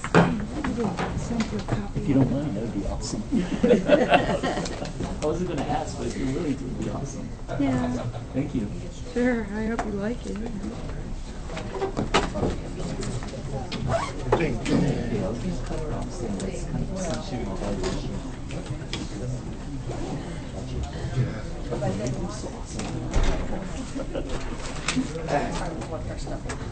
Thank you. You don't thank me yet. Maybe you better read it first. No, I felt that, you know, it's better to be sincere rather than, you know, like this morning was all like mutual admiration society. That you True. have to add a little bit of. That's good. to I it. said sure is faster.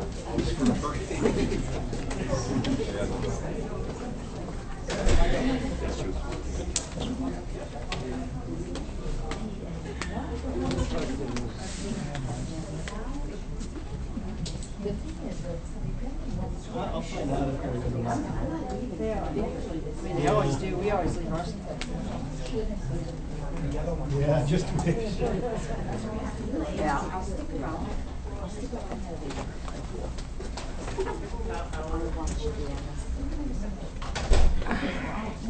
I'll just.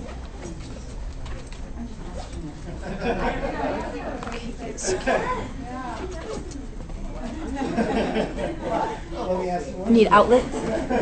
There's one more in that corner, or we can plug in the extension cord. Oh, Whatever you like. I'll find one over there. Okay, okay.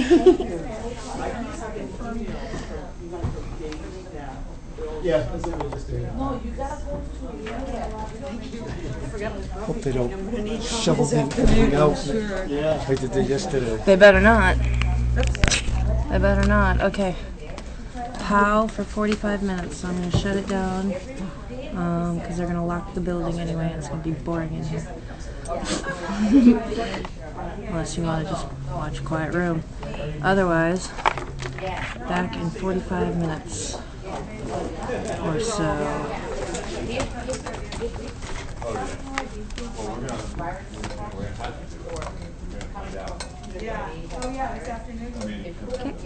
Ahui ho.